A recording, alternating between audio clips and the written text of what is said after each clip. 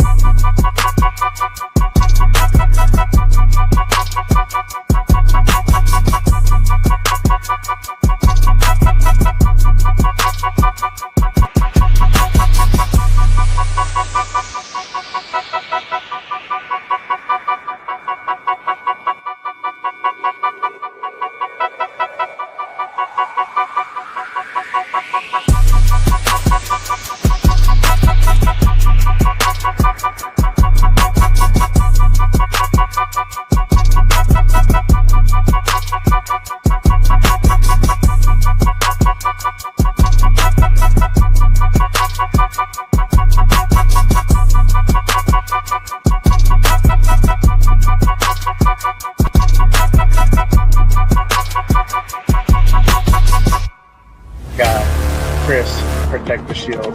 Good morning, brother. How you doing? My guy, lunatic Raider Allegiance. What is good? We on? Hey! We on. None other than Mr. Chris, bringing none other than our guy, Joe Moore. Bring out none other than the Violator, Brain Aubrey. Bring out none other than the notorious Mitchell Vance.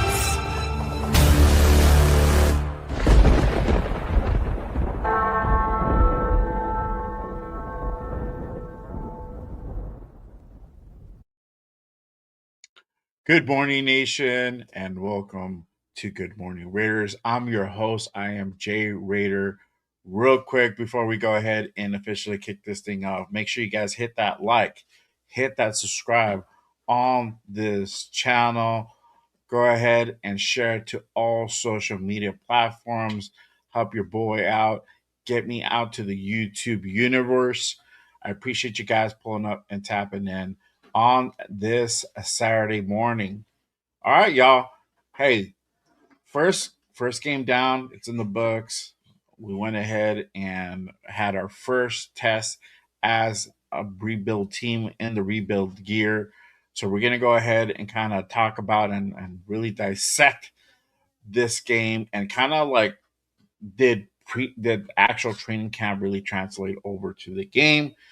We're gonna go ahead and chop it up. This is a camp hype versus preseason reality, y'all. Before I do, let me go ahead and bring out my guest. You guys know my guy from the War Room on Sundays and Wednesdays.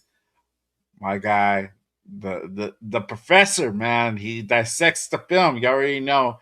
Great takes. Let me bring out none other than my guy, 805 Raider. Salute to you, brother. What up, Jay? What's going on, brother? How you doing, man? Good, man. Good, man. Hey, it's a weekend. I'm glad it's here. Long week for me. And I'm ready to go ahead and talk some Raiders football, bro. Hey, it's back. Preseason hit. Football's back, man. You got to be excited. Whatever, whatever the outcome of the season might be prior to that first preseason game, right? Or what the expectations are going into it. At the end of the day, man, it's just exciting that Raider football is back, and the energy that was at the stadium at that preseason game. I was lucky enough to be able to attend it.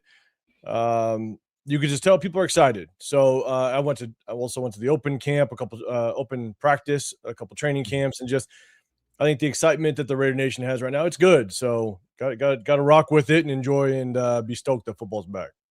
Oh yeah, for sure, 100%.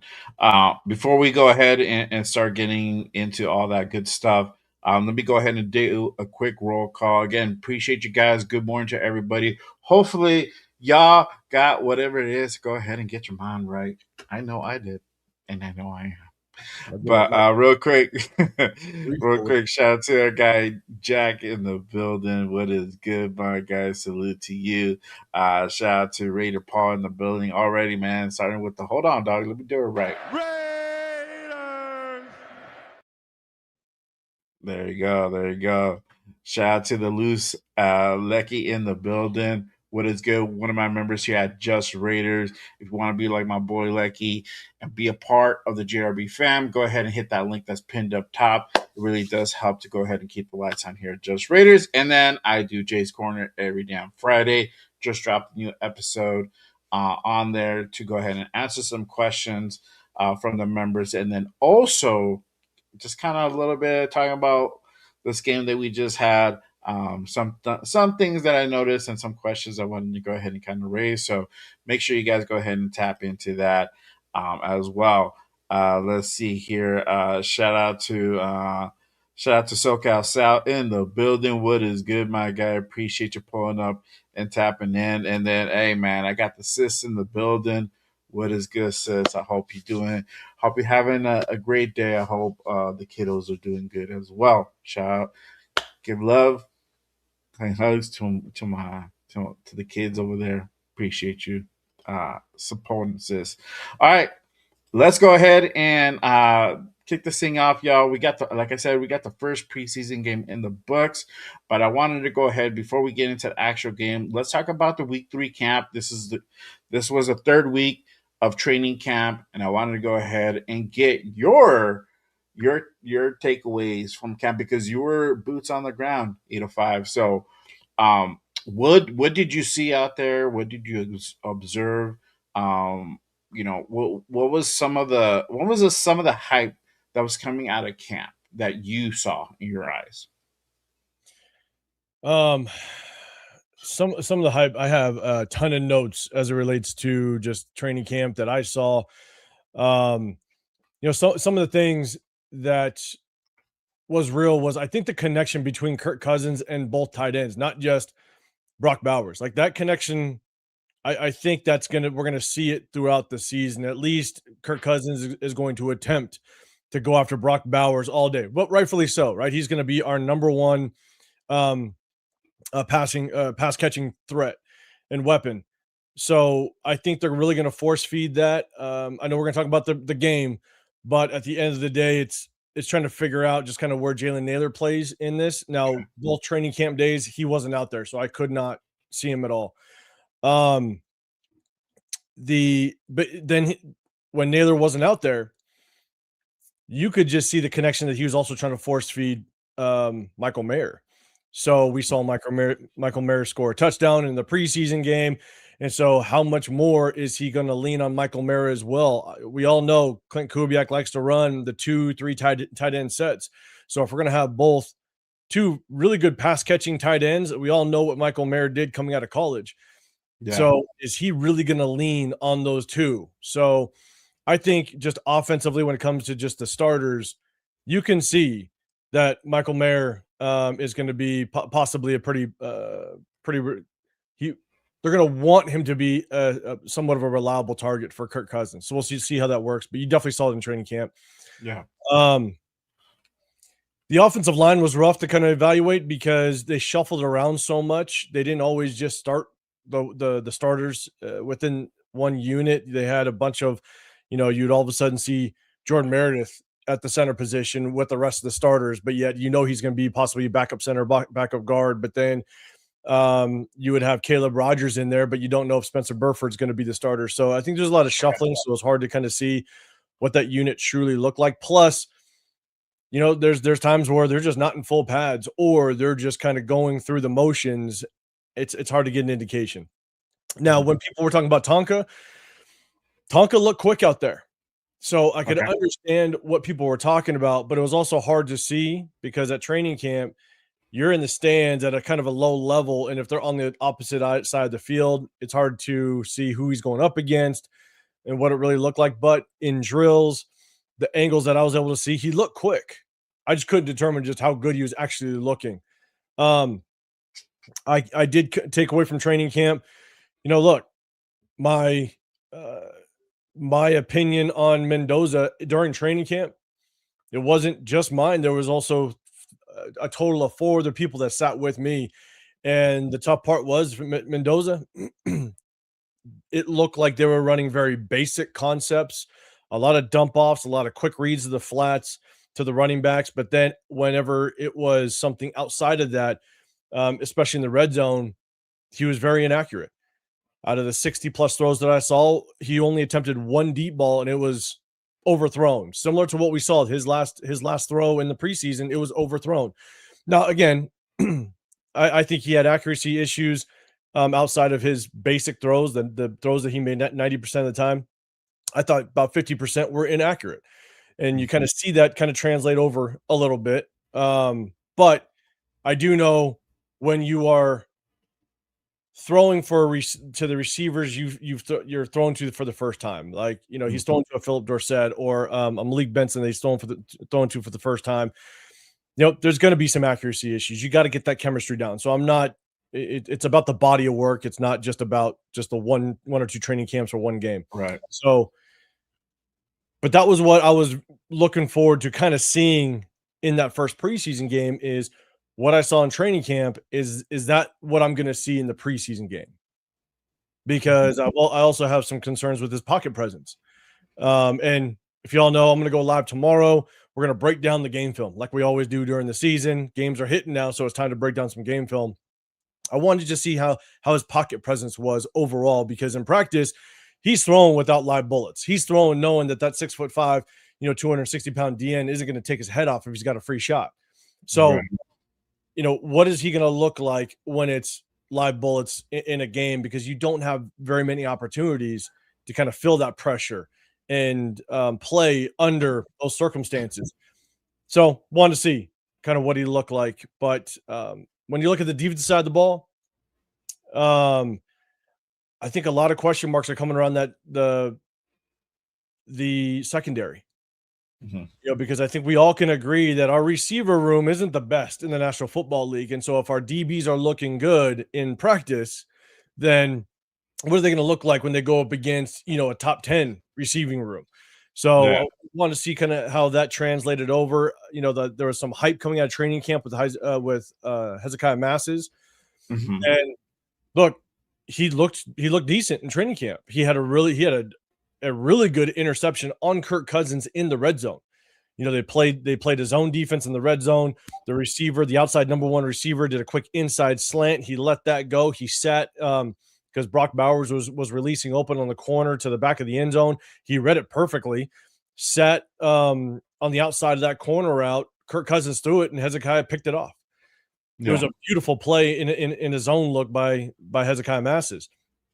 So he did look good, but then also we saw what it looked like week 1 in preseason. Now, was it nerves, or was it, and I stated this on Wednesday with Severe and Chris, or is it he's just kind of going against just some not top tier talent? Yeah. You know what I'm saying? Yeah, I got that. Yeah, I got my take on that. That I gave like on Thursday too. Yeah, so it's hard to determine, in all honesty, because at the end of the day, our receivers might look damn good, but you're going up against some defensive backs that might have a lot of question marks. So you almost have to get into the games, some real competition against other teams to really get an indication. Okay, where are we really? And I think that's what preseason is, right? Preseason is just an indication of what you can be, but at the same time, coaches aren't trying to win in the preseason. They're trying to figure out what this roster is. They're trying to figure out just kind of how they get down to their 53 and who's going to fit their scheme better. And so you're going to see quarterbacks forcing the ball to some receivers just because you want to see what they can do. You're going to see some shuffling of the offensive line. If an offensive lineman is looking really good, you might pull them saying, okay, hey, I saw everything I need to see. Let's get the next guy in. Let's get him some reps. So with preseason, it's kind of hard to get a true indication as to what we're going to see in the regular season, but at least we got to see them against some live competition. And I think it's going to be fun in the next 2 preseason games. Yeah, for sure. I wanted to go ahead and let's go ahead and switch over to the actual Thursday night's game versus the Cardinals at Allegiant. And you were there.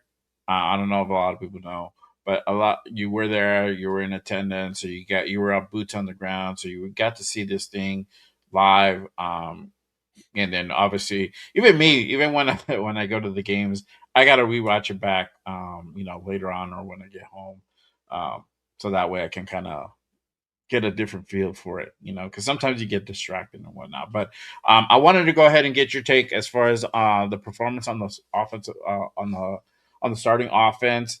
What did you think about their performance? And then obviously, I'm gonna hit you up with this question: Is Kirk performance? Is he really living up to the quarterback one?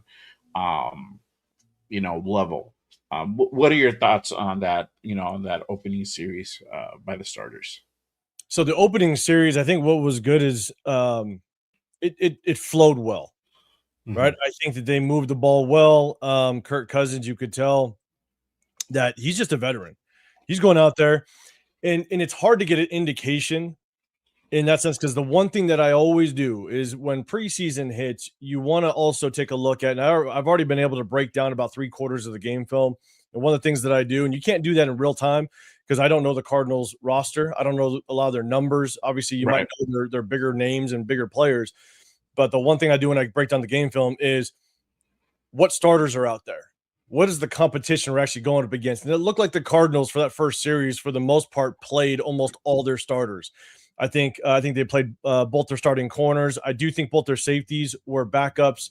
I think all their linebackers were starters, and I think their entire D line were starters except for one. I think their left D end was a backup, was a second string. And so they were mainly going up against the starters, and we basically had all of our starters in, that game, that first drive. And so I think it ran smooth. But then again, at the same time, the defensive coordinator, they're not trying to scheme against Kirk Cousins in this offense. They're going to keep it pretty vanilla. You're not going to see a lot of movement out of the safeties. You're not going to see a lot of blitzing, because defense coordinators are not going to give away their scheme. They're not going to give away a lot of things they want to do. So it's going to be very vanilla. And I think Kirk Cousins goes out there being a veteran, 14 years, I think around 14 years.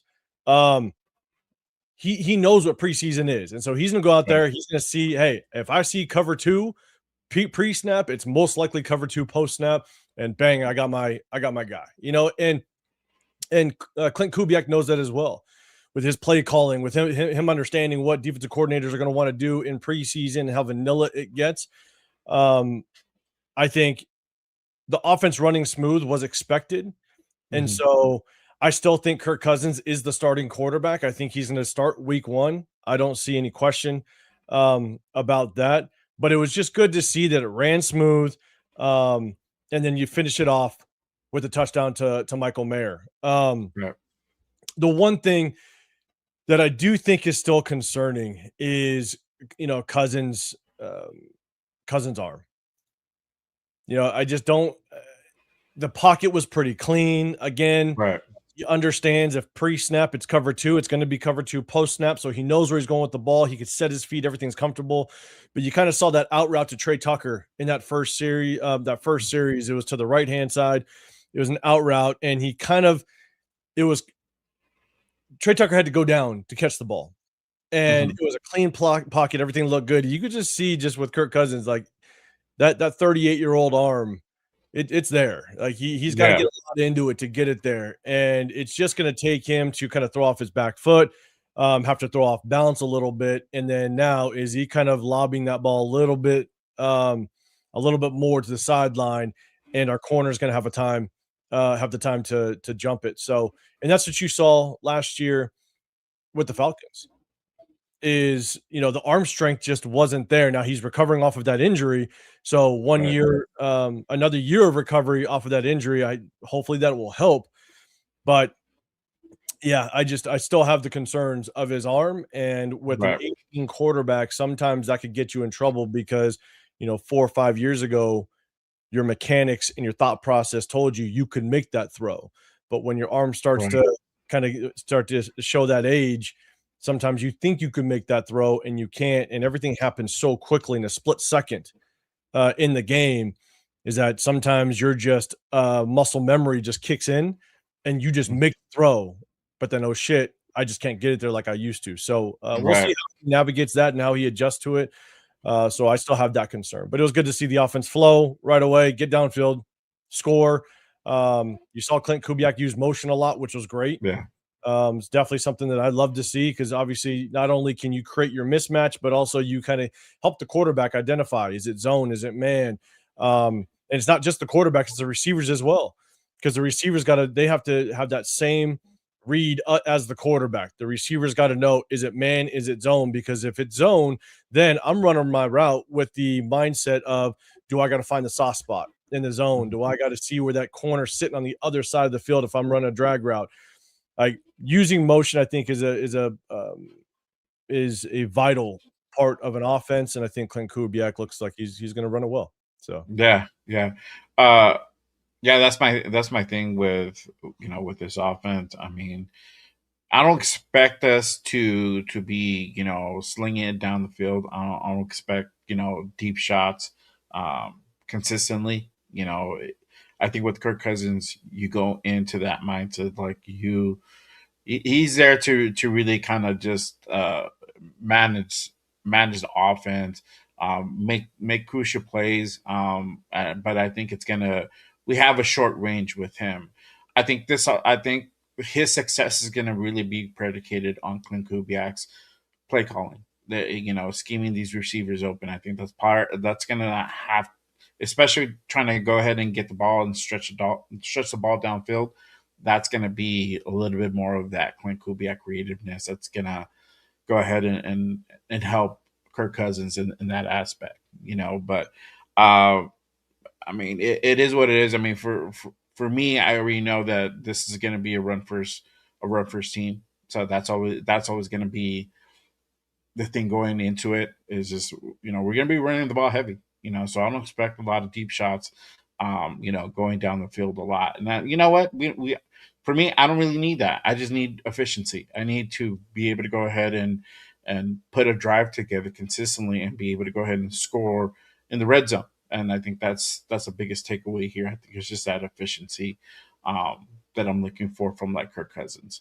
But let me ask you this on the other side of the ball. let me Go add ahead. one thing to that. Is even in training camp, you didn't see Kirk Cousins push the ball downfield too much. Like he's not Josh Allen throwing the ball 60 yards downfield and really trying to take a shot, right?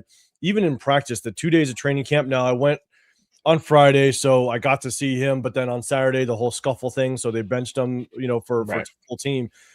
Um, but you didn't see Kirk Cousins push the ball at all in the 2 days that at least I was there. I don't think we've seen too many highlights that social media puts out of him going deep and hitting these guys, 50 yards downfield. And so the question is, and you saw it in the preseason game, right? Again, Right. even though everything is very vanilla, you saw him really work the flats and the short yard routes. And as time goes on, defenses are going to test Kirk Cousins. They're going to say, "Look, old man, beat us deep. I'm gonna play underneath coverage. I'm gonna play a trail technique on this receiver. I want to see if you can hit me deep. I want to see Yeah. if you can beat us because if you can't, then we're gonna sit on everything. And if you sit on everything, then it's just gonna make it that much harder for Kirk Cousins to kind of navigate on a consistent basis. I'm not saying he won't be able to. He's a veteran, he's a smart quarterback, but it's just going to make it that much harder. And then if we have receivers that just aren't either top tier or executing at a high level at their position, then again, it makes it that much harder. Right. So I think that's where, as the season goes on, week one, as we move on, I'm going to be really curious to see how defenses are playing Kirk Cousins. And are they baiting them? Are they going to say, hey, I, I dare you to throw this ball 50 yards downfield because they make bank on it's going to be underthrown. Mhm. So you just trail the receivers, you play a soft coverage over the top with the safeties, and then you just bite on everything underneath.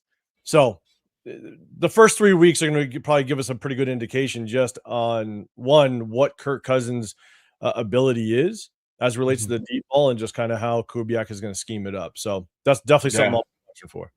Yeah, yeah, no, for sure. That's That's a good point. It's that they probably would challenge him and like, all right, go ahead and take your shot. Let's see how far you can go ahead and launch it. And I don't know if the arm could do it, man. Yeah, it's when you're older and you played sports, man.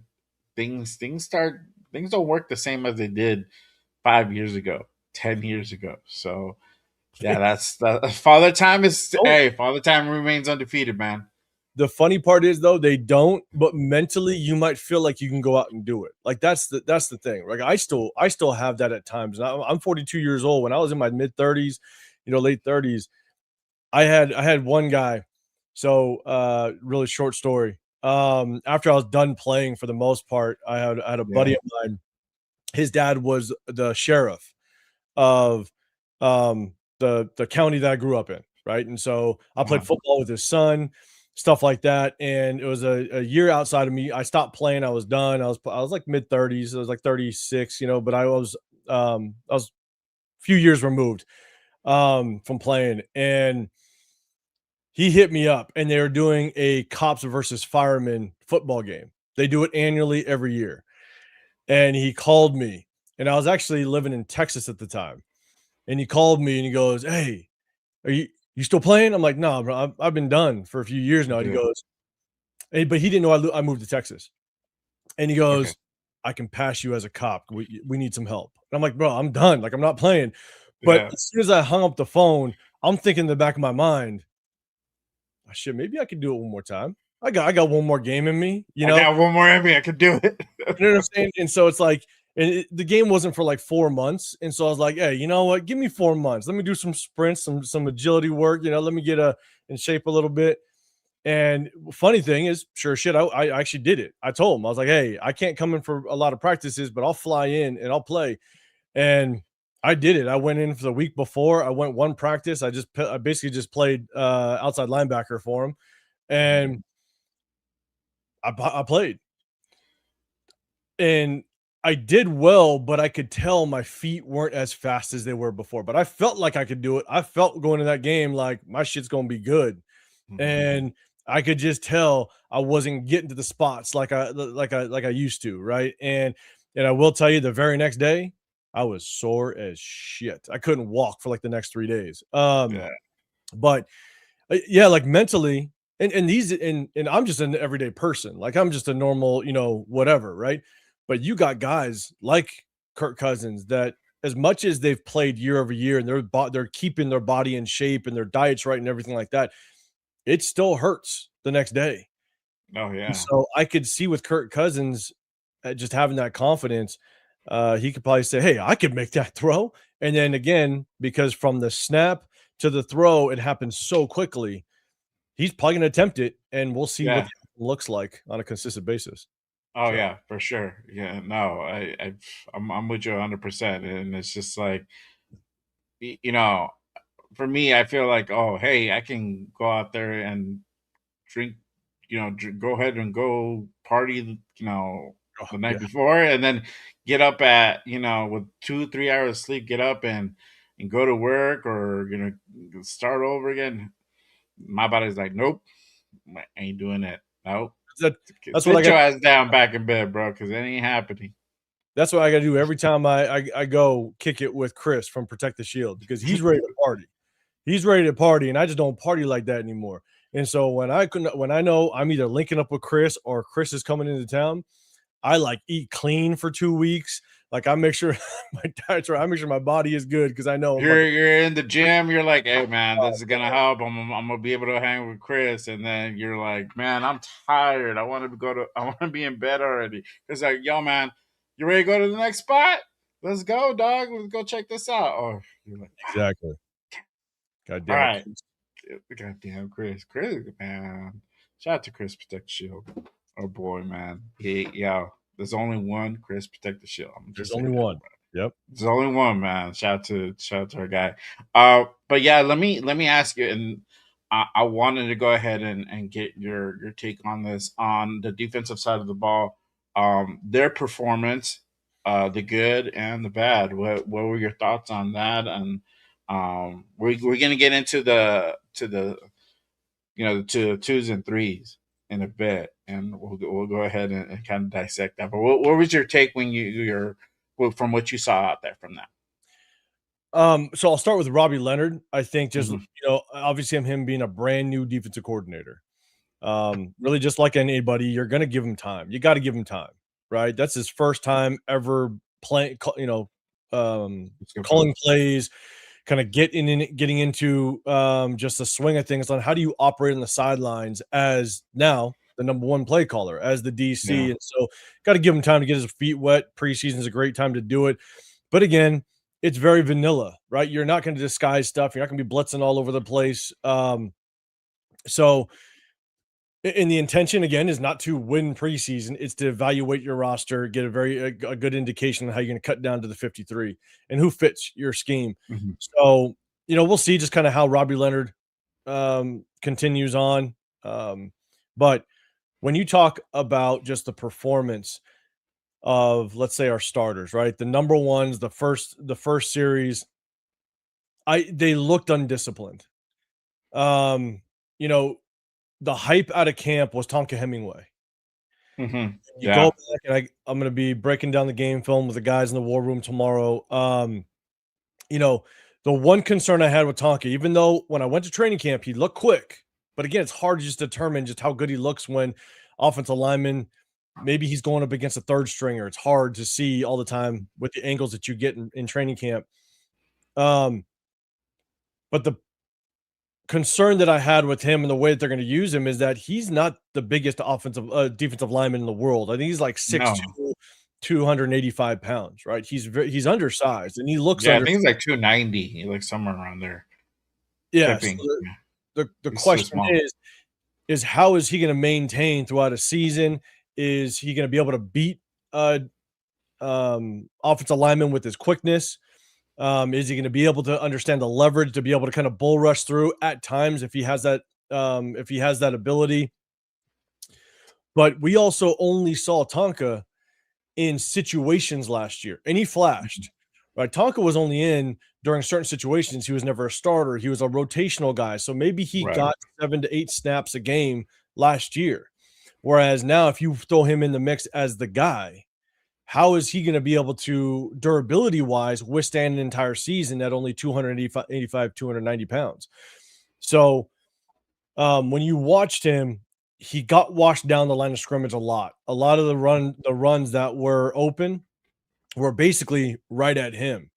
And that's the difficult part is when you go up against not just a blocking scheme, but specifically a zone blocking scheme.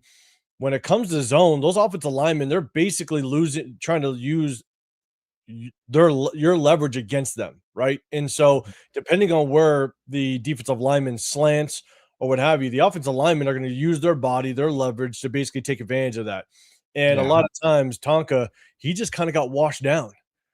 Once Tonka tried to kind of get position, they used that to his advantage, and they'd wash him down into the rest of the D line, opened up the running lane, bang, there's the cutback, right? Mhm. So it's going to be interesting to see just kind of how he works through the rest of this preseason because what we saw or the reports coming out of training camp didn't match up with what we were No. seeing on the field. And then you had situations where I believe it was I don't know who the kid is, number 22, the running back for the Cardinals.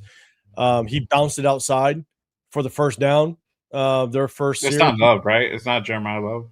No, it's 22. Jeremiah Love was number 4. The running back bounced it outside for a first down Yeah. and bounced it right outside of Jeremy Chin. Jeremy Chin needed to come up. Everybody blocked down. Jeremy Chin needed to set the edge. Didn't. He was late to it. Yeah. And so running back just cut out, gained a first down. Just you've got to be just more disciplined. That's just very basic football. And then the deep out route on the right hand side when Eric Stokes got beat. He Yeah. had Eric Stokes basically ended up sinking inside, took inside leverage on the receiver, but he had inside help with Isaiah Paul-Amal. Isaiah Mhm. Paul-Amal was doing a good job of just sitting, taking on any type of short route or any in-cutting route. So Eric Stokes had help on the inside, but for some reason, he ended up sinking to inside leverage of the receiver, which left 8 yards of the sideline wide open, and the receiver just easily cut to the out route, simple throw and catch by the quarterback, and now you just give up a first down. Like those were just very undisciplined plays, right? Right. And so if you talk just specifically about the defense, they looked undisciplined, but then you also kind of open it up and look at they also had 8 penalties throughout the entire game. It's just a very undisciplined team right now. We cannot have that many penalties. And so that's definitely something we have to clean up without Right. question. But if you just look specifically at the starters, yeah, I just think it was you just saw kind of some flashes of just undisciplined play, and that's why the Cardinals did a good job of just moving the football pretty consistently throughout the day. Right. So it's definitely something. Well, we got to clean up. So Yeah, no, for sure. Yeah, I mean, that the starting defense, they did so.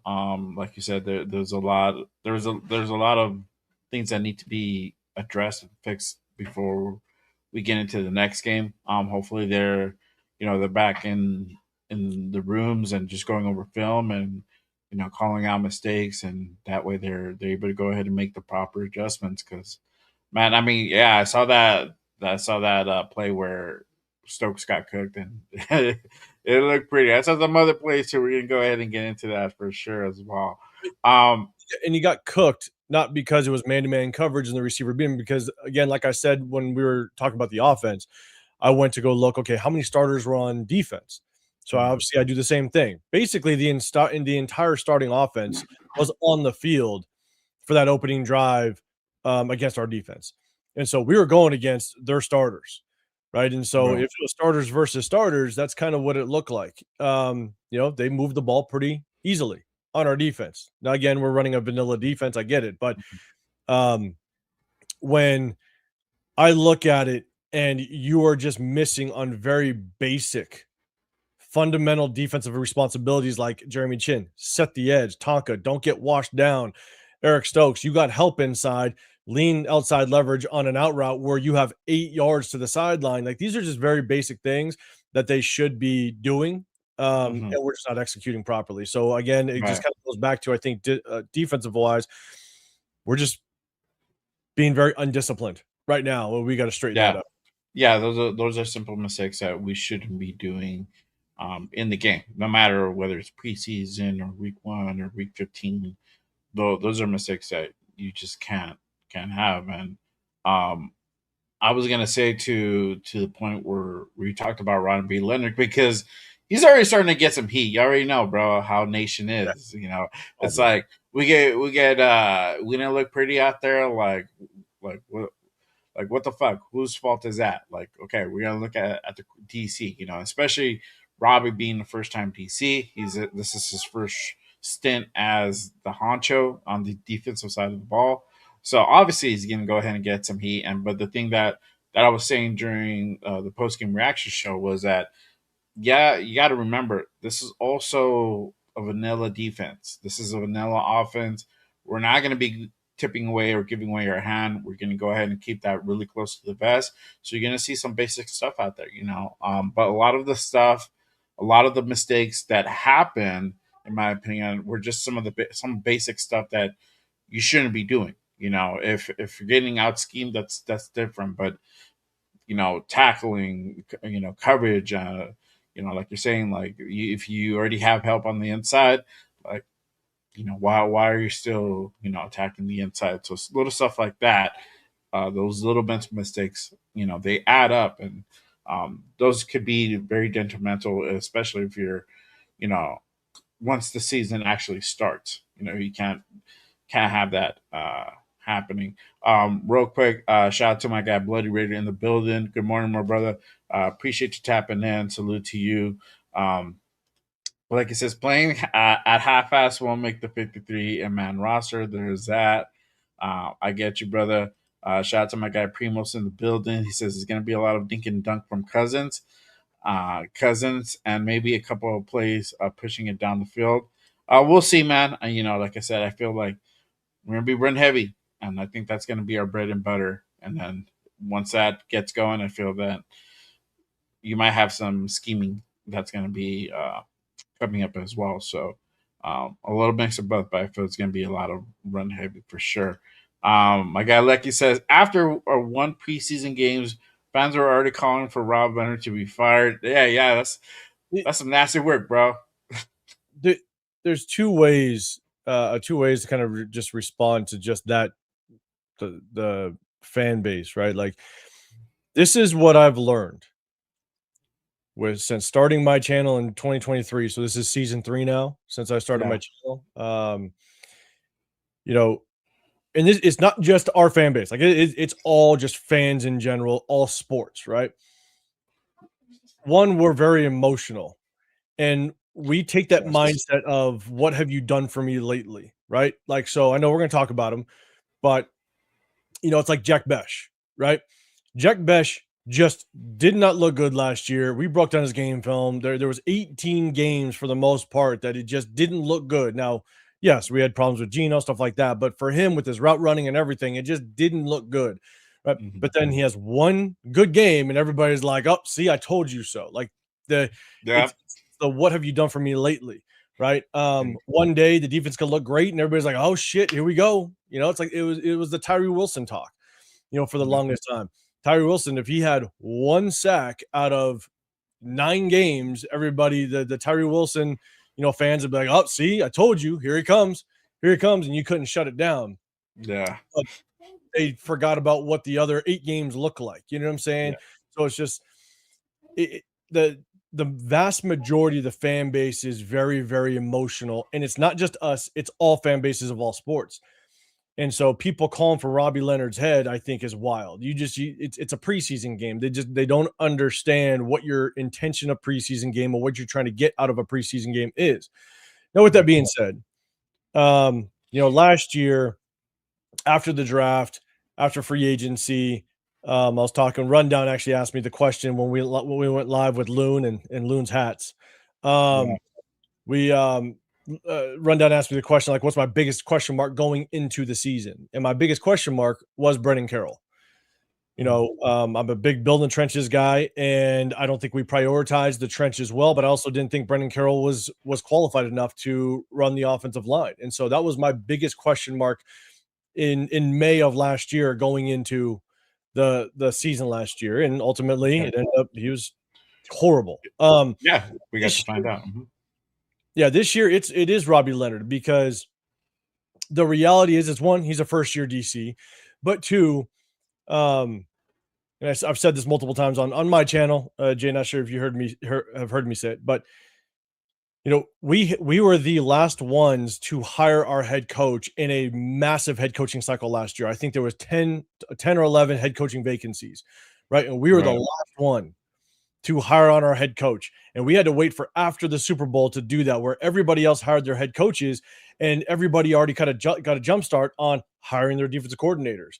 And so we basically were the last ones to hire on our coordinators, which we're lucky enough. Clint Kubiak is our offensive play caller as well. But Clint Kubiak kind of didn't have a lot of options to choose from Mhm. because all the other head coaching vacancies were full and were filled, and they were able to start hiring their coordinators. And Mhm. so he just didn't have a lot of options. And so maybe it felt like the natural process of Robbie Leonard knows this locker room. He knows the players already. I'm getting a late start on evaluating this roster. And so it felt like maybe that was the natural process or step of hiring on Robbie Leonard. Now, my question is, was he truly ready for it? I have no clue, right? I think he's Right. done a very good job with our defensive line, so that's a good sign. But was he actually ready, and was he the right pick, or was he just the natural selection, given the fact that there was really nobody else to choose from out in the market, and he Mhm. just knew our roster? So that is one of my biggest question marks is how good is Robbie Leonard as a DC, and is it going to work out? So we'll see. I'm hoping that he works. I'm hoping that you know what I'm saying, like he could dial it up. I love that he moved to a somewhat of a 3-4, kind of a hybrid 3-4. Um, Mhm. but we're just going to have more speed on the field, which I like. So I love that first adjustment that he made. So we'll see how it works out. Want it to work Yeah. out, but Uh, we'll see. I'm gonna piggyback off of that, and I agree. I feel like Robbie Leonard has the biggest question mark from the coaching staff this season. And you would think, okay, well, what about Clint? I mean, Clint's proven. Clint's won a Super Bowl. Robbie hasn't done really anything outside his respective room. He's developed certain guys. We can go ahead and give him the flowers for that. And I'm a Robbie Leonard fan. I was excited. I was excited about that hire. I felt like it made a lot of sense. And like when you're saying all that, for me, it made like it gives that perspective. Okay, it kind of makes sense. Yes, he did. There was not a lot of options out there. I think there was rumblings of potentially acquiring the former DC from the Browns, who parted ways with them a few weeks before that. I forgot his name, so I can't. Don't ask me the name because I'm going to remember. But Oh, Jim yeah, Jim Schwartz? Shorts, Jim Shorts. Is it Jim Yeah. Shorts? Shorts. So we're talking about bringing him over, right? And freaking, but there was a whole thing with his contract. So yes, there was a lot of options out there. And then you had Robbie Leonard that's in the building. Uh, like you said, already knows his team. Been working with guys. The thing for me, I feel, is that he was already getting those looks on taking the next step, which was a DC role, right? And you had that also looming, like he could potentially go out and try to get a DC job out there. I think he was like one of the, you know, part of one of those hot prospects that were out there to step into the next limelight. But Yeah. he's here now, and this is his real first test on really leading this side of the ball. So now the buck stops with you on the defensive side of the ball. Yes, they're going to be running a new system, which is very interesting. But his coaching tree it's interesting. Obviously, was under Patrick Graham, but also has that excuse me, Mike McDonald experience. So, um, how much are we going to see? How much of that are we going to go ahead and see on the field? So, um, obviously, we won't know it until week one. But I feel like Robbie's warranted to have that question mark. You can't not question. But I feel because this is just the first pregame season and on a vanilla defense, you can't go ahead and just the jury shouldn't be out yet. On Robbie Leonard. I think you can go ahead and make that judgment maybe about week 4 or 5 once we have some games on our belt, and if we still look pretty bad defensively, then okay, this might be a situation we might have to go ahead and rethink the whole Robbie Leonard experiment. Come the end of the season, because I don't see them potentially let him go unless it's really bad, and which is with this talent, I don't see it quite happening. I feel like there's just a lot of adjustments that need to be made as of right now. But let me get to this part, and I wanted to go ahead and touch up on your favorite person, on your boy Fernando Mendoza. I want to go ahead and get your evaluations on him. Tell me, give me the good, the bad, and the in between. What was your take from him? And it's very and shout out to the chat, but yo, come on. I know you get a lot of heat from the chat at times, but Oh, you no, have no. some They can great takes from it. You have some great takes, and bring I it. definitely want to go ahead and get your opinion on this. So I do have a lot of notes. Again, I've already kind of gone through the whole breakdown of the game film outside of Aiden O'Connell, so I'll do that as well. But he did better than I expected, without question. Mm-hmm. He did better than I expected. I think that, again, based on what I saw at training camp, and it wasn't just me, it was the 4 other people that were sitting with me between Friday and Saturday. I think he did better. There's things that he did. Well, there's specific things that I was looking for, right? I knew that Clint Kubiak. I take that back. I don't want to say I knew that. I felt like Clint Kubiak was going to run a very simple offense just to get his feet wet, which is the right thing to do. Rookie quarterback, first time doing it, right? Keep it very basic, keep it simple, keep your feet wet, because you have 2 more preseason games to really dial it up if you want to. And so, if you look at the throws that he made, a lot of it, the vast majority of the throws were just kind of short, intermediate routes. And so he did keep it very simple, very basic. There's good. I was wanting to see him kind of go through a progression, which he Okay. did about 3 times, and I think he did it well. I didn't see really much problem with it. A lot of times, when you wanna see a quarterback go through a progression, because again, when I broke down the game film, it wasn't that he it wasn't that he didn't go through progressions at Indiana. He did, there just wasn't a lot of it, and when he did, it was Right. 50-50 accuracy-wise.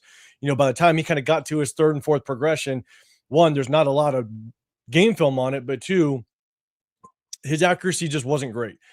And so you saw him do it 3 separate times where he kind of went through his progression out of the 16 throws that he had, and I think it looked good.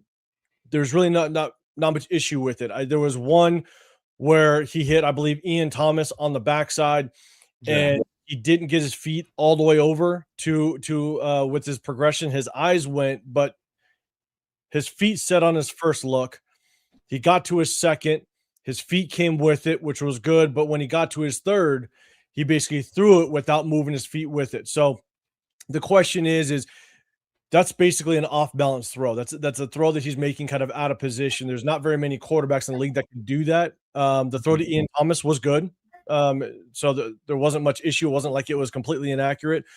But can he consistently be able to make that throw as time goes on? But he went through progressions. I think it went well. I know a lot of people have talked about it. The throw that he made out of play action to Malik Benson. Malik Benson basically ran just a 15-yard basically curl route in the middle of the field.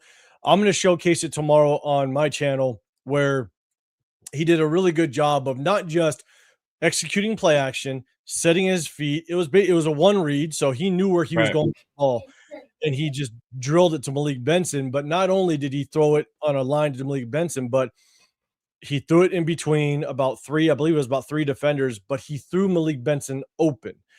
If he would have thrown it directly to where Malik Benson was, there's a good chance that linebacker either picks it or tips the ball, but he threw it about 3 yards inside and made Malik Benson move to it. So he threw him open, which is good. It's hard to kind of explain what throwing a receiver open means, but tomorrow it'd be a good way to kind of showcase what that means and what it looks like.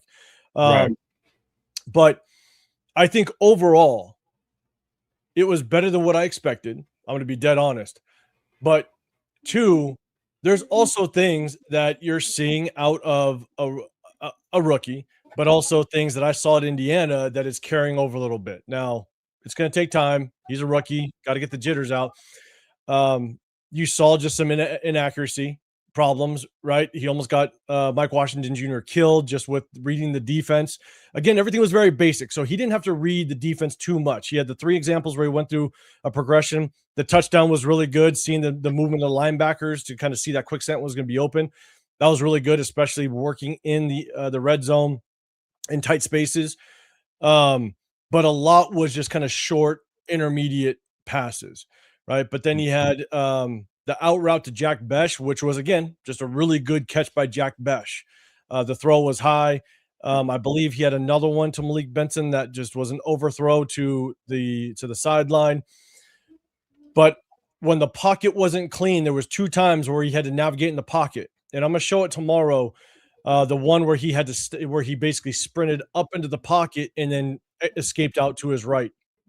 Those are the times where you want to see him not sprint up in the pocket and get out and escape out one way. In that example, he went out to his right. You want him to be able to step up in the pocket because Jack Besh kind of came open, didn't have complete separation, but enough to where you could drill a 15-yarder. If you step up with the intent to throw, it was a flood concept to the right side of the offense. You drill that football, that should be a completion. But he opted to run, which he did a lot when pressure was coming. And so basically, instead of stepping up with the intention to throw, he sprinted up and sprinted out to the right side.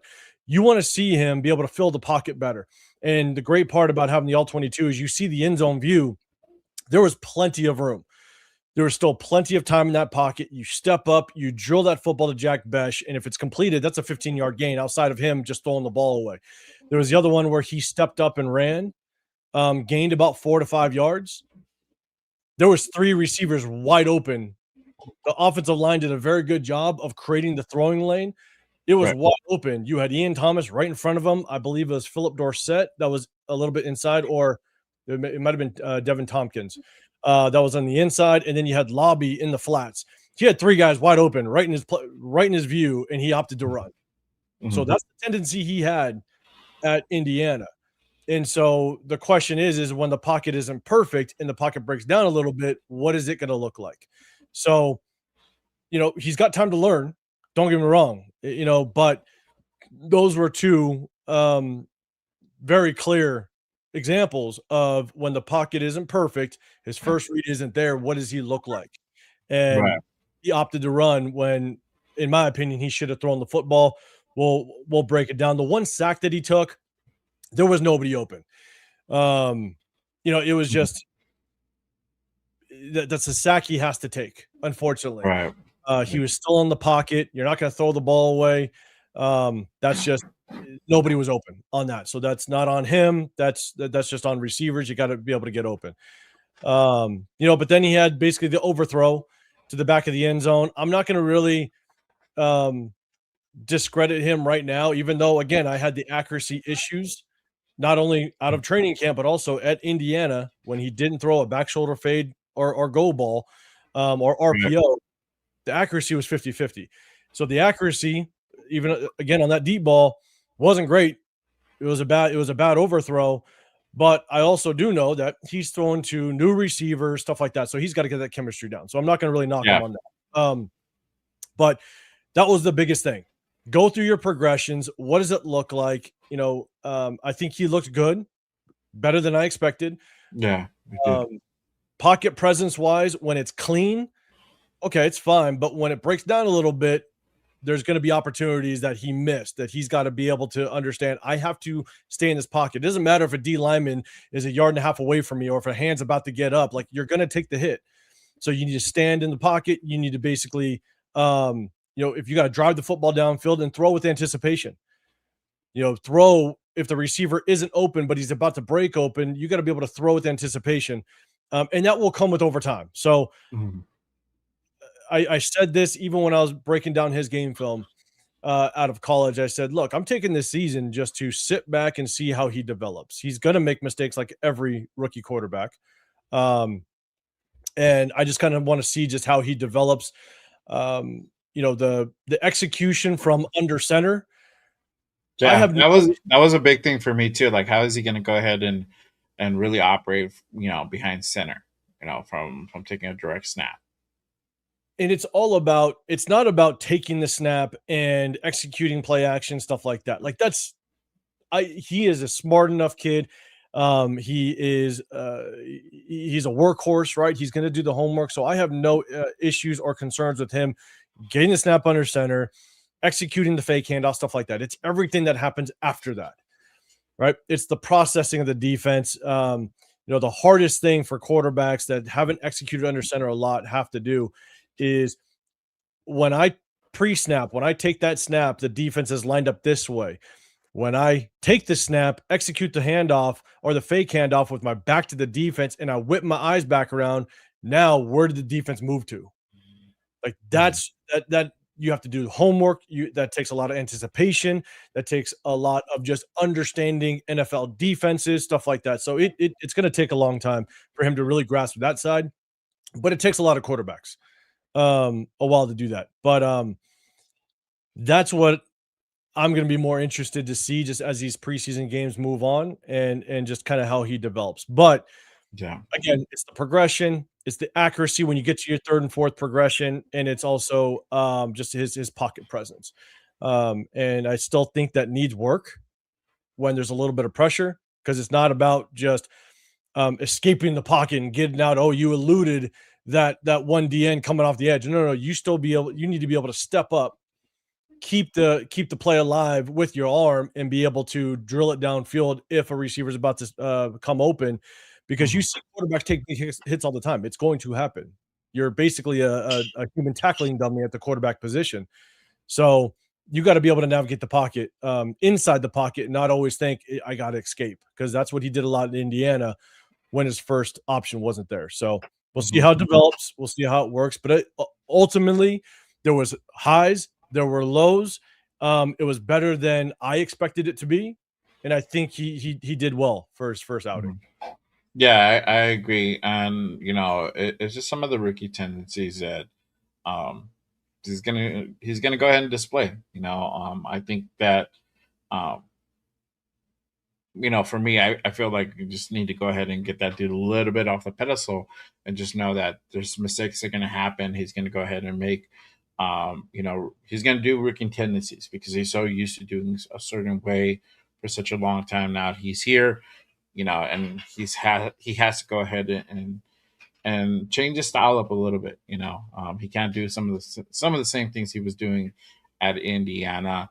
For me, I think yeah, you're right. You saw him run a lot. My also thing was like he needs to start learning how to use that slide method. He's probably not too used to doing that. I don't know if it was just him trying to prove his grit or whatever, but I would like to go ahead and have him see more of that and not so much go head first into a linebacker or a corner because you're gonna have a short career. That was a little bit my worry when I was watching the game. It's like okay, you need to start using that slide method, but also too, like you said, just pushing up on the pocket and still seeing where the defense is at. We're seeing where your guys is at. Trying to go ahead and create a play that way as well.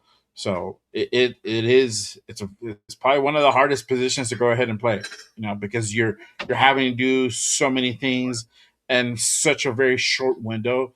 It's like okay, I gotta go see what, like you said, what's a pre snap. Then where's the defense at? Where are they actually showing me? Where is this guy coming over?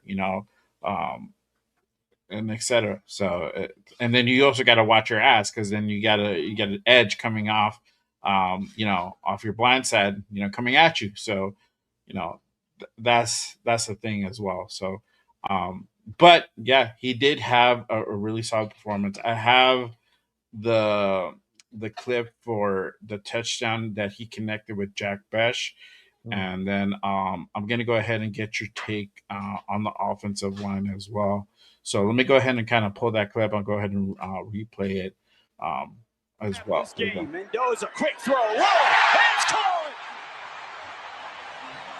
So there you go. You had Jack Bash on the inside slant, and he was able to go ahead and do a quick shot to go ahead and get the six.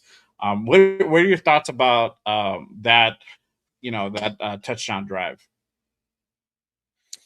I mean, the whole drive, I believe that was the touchdown drive that was basically start off with Mike Washington Jr. ripping off that 53 yarder or what have you. Yeah.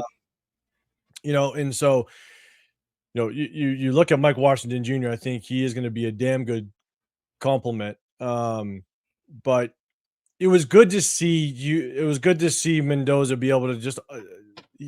He did it at a very high level in college, executing in the red zone. Right, one of the best I think we've seen.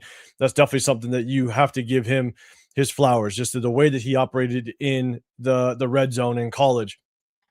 And the tough part is again, and I stated it, is that whenever they got into the red zone, 93% of the time he faced man coverage because their run game was so good. Hmm. And so when he faced man coverage, he knew he had kind of one read routes, the back shoulder fade, stuff like that. To see him kind of execute and hit Jack Besh on the inside slant route, with the motion, he sees the linebackers move over, which gives you that small window. And again, in the NFL, it's a small window, especially when you get closer and closer to that goal line. Seeing him just get the ball, the timing, the good placement on the ball. Again, one of the things that I look for in with college quarterbacks is ball placement. Hmm. And so that was placed perfectly, basically right at his belt, just making sure that as soon as he catches it, he can get down. So it was just a good execution for Fernando, seeing it, getting the ball out on time, and hitting that window because they're tight down in there in the red zone. So it was Yeah. impressive. And shout out to Jack Besh getting his first, I think, touchdown of his NFL career.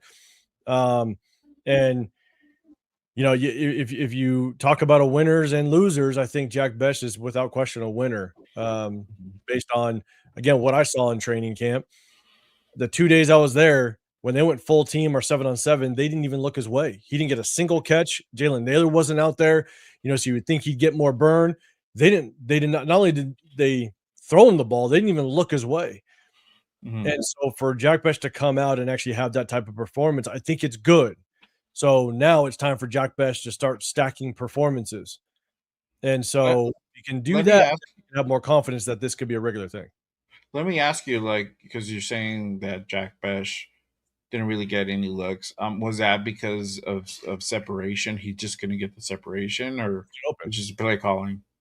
He couldn't get open. Mm. And now, mind you, quarterbacks, you gain confidence within a receiver in practice.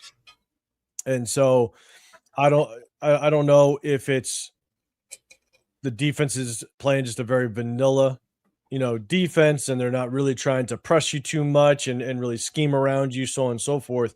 So, I don't know why they weren't looking for him in practice, at least the 2 days that I saw at training camp. And at the Right. same time, you're looking at, um, reporters that aren't saying anything about Jack Yeah, Bech it was that entire quiet. training camp. You're seeing highlights come out of training camp, and he's not really any part of it. And so for him to come out and have, 3 catches, at least just showing that he could be involved, I think was a little bit surprising. But right now it's about, okay, start to string things together. String them together, and then it's not about 1 or 2 games or 1 or 2 highlights, it's about the body of work. So, Right. um, we'll see if he can continue it and be a reliable target for our Yeah. quarterbacks. Yeah. Shout out to Rafa in the building. Salute, bro. Primus is like, I'm not slandering Betch this week, but this is my thing with Betch. Yes, he had a great game, and like you were saying, it's been quiet. I've said that too. It's been quiet from Jack Bech, and if you guys were tapping into the last few weeks, all of us, all three of us, were like very critical on Jack Bech as far as like, where is he going to be at? This is going to be definitely a prove it year for him because he hasn't shown anything up to this point that he's worthy of a second round pick. And I think a lot of people started to go ahead and question that as well, right? So all this noise started coming out, from us, like, hey, what's up with Jack Bech?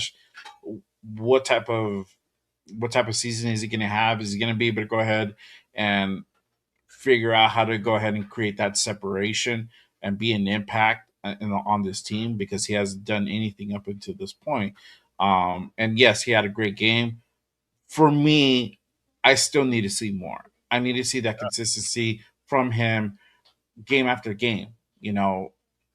Cool. Training camp is training camp. I'm not going to put too much stock into it, but I need to see it on the field, right? So, is it gonna be that wide receiver two, or like what type of impact is he gonna be able to go ahead and bring to this offense, right? So this is a good sign, but I'm not gonna get I'm not gonna get excited yet. And I like Jack Bech, and ask fucking Leo. He'll tell you like I was a proponent of Jack Bech, and what we saw last year kind of was like, okay, you know, the whole thing with Gino was also a thing where I'm like, okay, well, sometimes Gino didn't see him open or whatever, or didn't give him enough reps, right? But now it's a whole separation thing that's been an issue, and hopefully now we can go ahead and start seeing him improve on that. So just wanted to go ahead and kind of put that out there on Jack Bech. It's like I'm still going to go ahead and be critical of him because I'm not sold on him yet. I think I probably won't be sold until probably like week 3 or 4 once we start really seeing Jack Bech like in an actual full game where he's actually taking reps against starters, and see what he's able to do at that level. And then that's the thing, right? It's going against starters, and even with Fernando, right? He's going against a lot of backups with his playing time. One thing I will say is Exactly. I loved the amount of time that Fernando got in that preseason game. I was surprised how much time he did get. Seeing him walk out there at halftime or after in the second half, and he got a lot of playing time. So I think that was great experience for Fernando. But then when you're playing that deep into a game and you also are Mhm, playing against a team that already played their first preseason game, so they're mhm, really getting their rotations in. That's same with Jack Besh, right? Jack Besh, you're basically running routes against backups. So what is it going to look like when you're going against a starting corner or starting safety? You know what I'm mhm. saying? So that's where it's not about drinking the Kool-Aid that game one. Jack Besh, game one, great. String it together. That's all. Right. That's all we need to, that's all we need to see. So, Exactly, exactly. Let me hit you up on this. Let me get your evaluation of this offensive line, their performance overall, from starters and down to the threes. Once we get to the threes, they don't look all that great. They put at times Jordan Meredith at center when uh, when our guy Linderbaum went off. It was kind of Jordan Meredith at center. What was your whole take on this offensive line? Because it looks like with the starters and the twos for the majority of the part, they were able to go ahead and create some length. So there's some visual improvement there. But once we go down farther down the depth chart, then we started to see kind of it break down. What was your whole takeaway from that? um, so if I'm going to say this, if Spencer Burford continues to look like what he did, and we're going to break down the game film tomorrow, Hmm. um, it may not be great. Now, Cardinals were playing their starters, okay, so that's Right. got to preface that on defense. Spencer Burford did not look great. Um, and I have a little bit of concern if it continues to play out this way between Spencer Burford, JPJ was up and down. Hmm. Um, Colton Miller's got to get his feet back underneath him, so I'm not. He's a veteran. He'll figure that out by Yeah. week two. I think DJ Glaze, he didn't play too bad. Wasn't too concerned with DJ Glaze. Um, but you had Spencer Burford and a JPJ on at the guard spots, and yeah, JPJ was just up and down. Spencer Burford, there's a question mark there, and I'm going to tell you right now, the one guy that I think is probably, I think he's got a fight to at least be in the conversation, which I don't think he's going to be, is Caleb Rogers. Like he's got to at least fight to have a shot because I think he looked a little more consistent. But what sucks is by the time he came in, now Cardinals are rotating their players, and now he's going against backup. So it's hard to get an indication as to whether or not Mhm, he's going to be it will work out against true starters. But Spencer Burford he didn't look great, and it's going to be concerning. There was one where Kirk Cousins had a little bit of pressure in the backfield. That was all because of all because of Burford. Um, he missed a couple blocks in the run game. Just didn't get good leverage on his D lineman, and so man, it's question marks. Trey Zune, he looked good. Trey Zune, he looked just consistent. So again, going against backups, but he's a rookie, first time out. If he looks good, I'll give him his flowers. I'm not mhm, going to be too critical of a rookie that's playing for the first time. So Trey Zune looked pretty good out there. Um, I think when it comes to I talked about Caleb Rogers. When it comes to Charles Grant, I think Charles mhm. Grant, he looked pretty consistent out there. He There did. was a couple blocks that he missed, but at the same time, um, for the most part, he looked pretty good. It looks like he might be the, um, or at least they're going to want him to be the answer after Colton Miller's done. So I think for the most part, he looked pretty good. Mhm. But if and then I'm gonna talk about my boy Jordan Meredith. I got a clip too, dog. So They played him at center after Linderbaum was out. They played him at center, and yeah. um, he didn't look great. Now he was going against I don't know who that Billings I think it was. Um, Billings is a big boy. I'm talking he's got a low center of gravity. He's got to be at least 325, 330 plus at least. He's a big boy. And you just know Jordan Meredith, he's not the biggest guy and he's not the strongest guy. And you put him at Yeah. center, he should never be there. And what pissed me off, and again, same thing that's pissed me off all last season, is he didn't look great at center. Just didn't. And when he has to go up against guys when he's playing center that are big, he's going to have trouble just because he's not that big. But then when Aiden O'Connell went in the game, they put Jordan Meredith at guard, and he looked like the Jordan Meredith of 2024. Now he's going against backups, he's going against third stringers, so I'm not gonna like get all the praise, but we know what he looked like in 2024. He was a good guard, and then all of a sudden you just see how comfortable he looked. You put him at guard, and he's just doing his thing. Right? Anytime he landed up, it was a pass, and Aiden O'Connell threw the ball more than they ran. I mean, he was just handling the guy in front of him. Again, fourth quarter, third stringers, I get it, but he just looked comfortable. And so if we have a guard issue, if Spencer Burford is struggling, if Caleb Rogers comes in and maybe he's struggling a little bit, if JPJ ends up looking like he's up and down, and then we either let go of Jordan Meredith or Jordan Meredith is just chilling on the sidelines and we're not given an opportunity, I'm going to be pissed. It's just going to be another example of all the players that have left us to find, success elsewhere. Right. So, yeah. Yeah, he just didn't look good at center, but at the same time, like I expected that. He's never played center or outside of last year. Yeah. And I got that clip. I think that's the clip that you were talking about. Billings. I don't know if it's him or not, but yeah, he gets kicked on this play when Mendoza was out there. Just so I think I know which check it out. Yeah. Did he get swam like that? Yeah. There you go. And then he got. No, I remember that one because Mendoza breaking down the game film, I saw that instantly, and I'm just sitting there going, "What's tough with him is the technique between guard and center is night and day." And so him, because he's already undersized, having to snap the ball, get your feet set, get your hand in the right placement. When you're going up against a bigger defensive lineman, it's hard for him because he's never played center outside of last year. So yeah, got to put him at guard. When he played guard 2024, he went up against Chris Jones twice and handled him. Mm-hmm. Like he went up against Chris Jones twice during the season, 2 full games. He went up against Vita Vea as well when we played the Bucks and handled him. He didn't give up a sack in 360 plus snaps. Handled them. Mm-hmm. Wasn't a problem. But then we mess him up and take him and put him at center. And so, again, if we have guard issues and he's just not given a chance, I'm going to be pissed. But we'll see.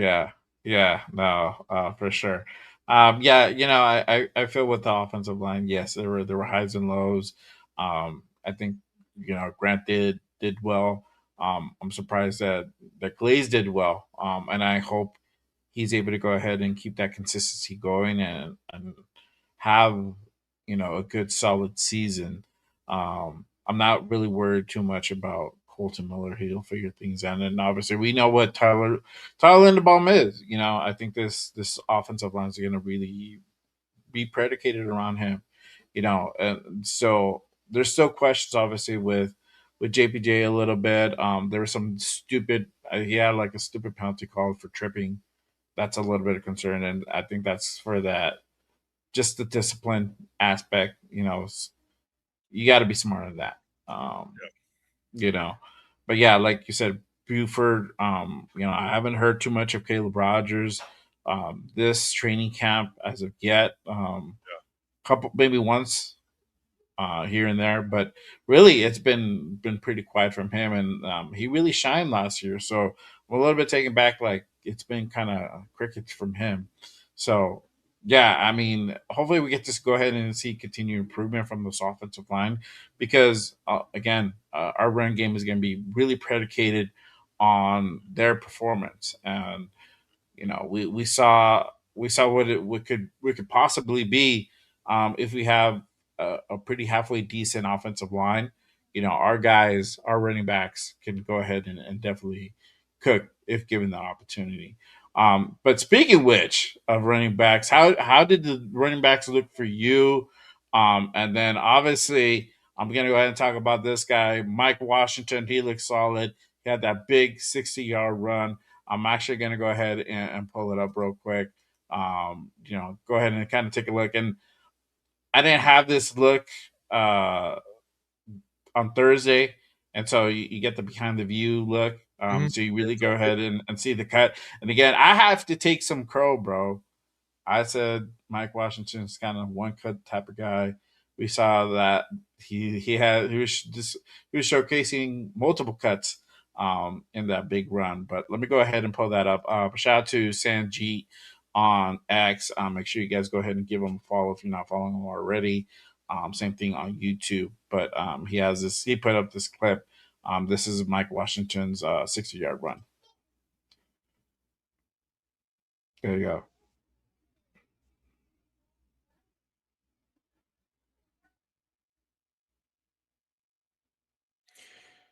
I don't know if you can pause it, go back. So if you pause it right before the first cut that he makes, where he cuts left, it's right about just a little bit more. Bang, right there. That cut right there is damn impressive. Look at my boy George doing his thing. That cut's damn impressive. And I think a bunch of big blocks. You see Jack Besh getting involved. I think Charles Grant made a big block on that. Yeah, But that right there shows the understanding of the speed of the NFL, right? Him making the cut, and the one that he actually it's the second cut. So if you go through this cut, but then the next one, this one right here, that because cut right there, he's getting this guy 38, or I don't know what number that is. He stiff arms him, which is good. But that cut that we just saw, that defender had a little bit of an angle on him, and Mike Washington was able to just kind of understand, because right now, if you, it's hard. It's I'm going to break it down tomorrow. Right. It's just understanding the speed of the game. It's understanding how quickly players can close on you, and I think that's what we saw last year with Genty. Is he just coming from the Mountain West? He struggled with processing that speed. But when you are running back, that you are facing guys in college that are going to be drafted into the NFL, the speed isn't. It's still a big jump. Don't get me wrong. Processing the speed is still big, but it's not as big. It's not as big as coming from a Mountain West, where guys don't get drafted to the NFL from the Mountain West. No, you know what I'm saying? So, he's able to process the speed a little bit better, and that run right there just kind of shows you that he understands how quickly guys can close, how much timing he has to make a specific move, and so that's, I mean, it's extremely impressive. But this is why, and some people just hated my take on it. They just chalked me up as a Genty hater, which I'm not a Genty hater. I still think I think Genty's a good running back.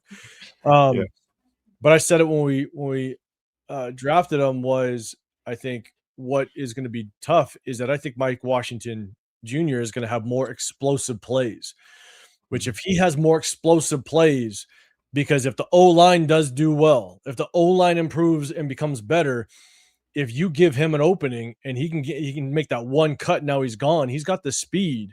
Now, I don't think he's great in open space. He still is very jittery in open space, but if he can just hit that one cut and go, where it might take Genty 6 or 7 carries to get 50 yards, it will take Mike Washington Jr. 1 carry. So it doesn't matter if it's a 70-30 split.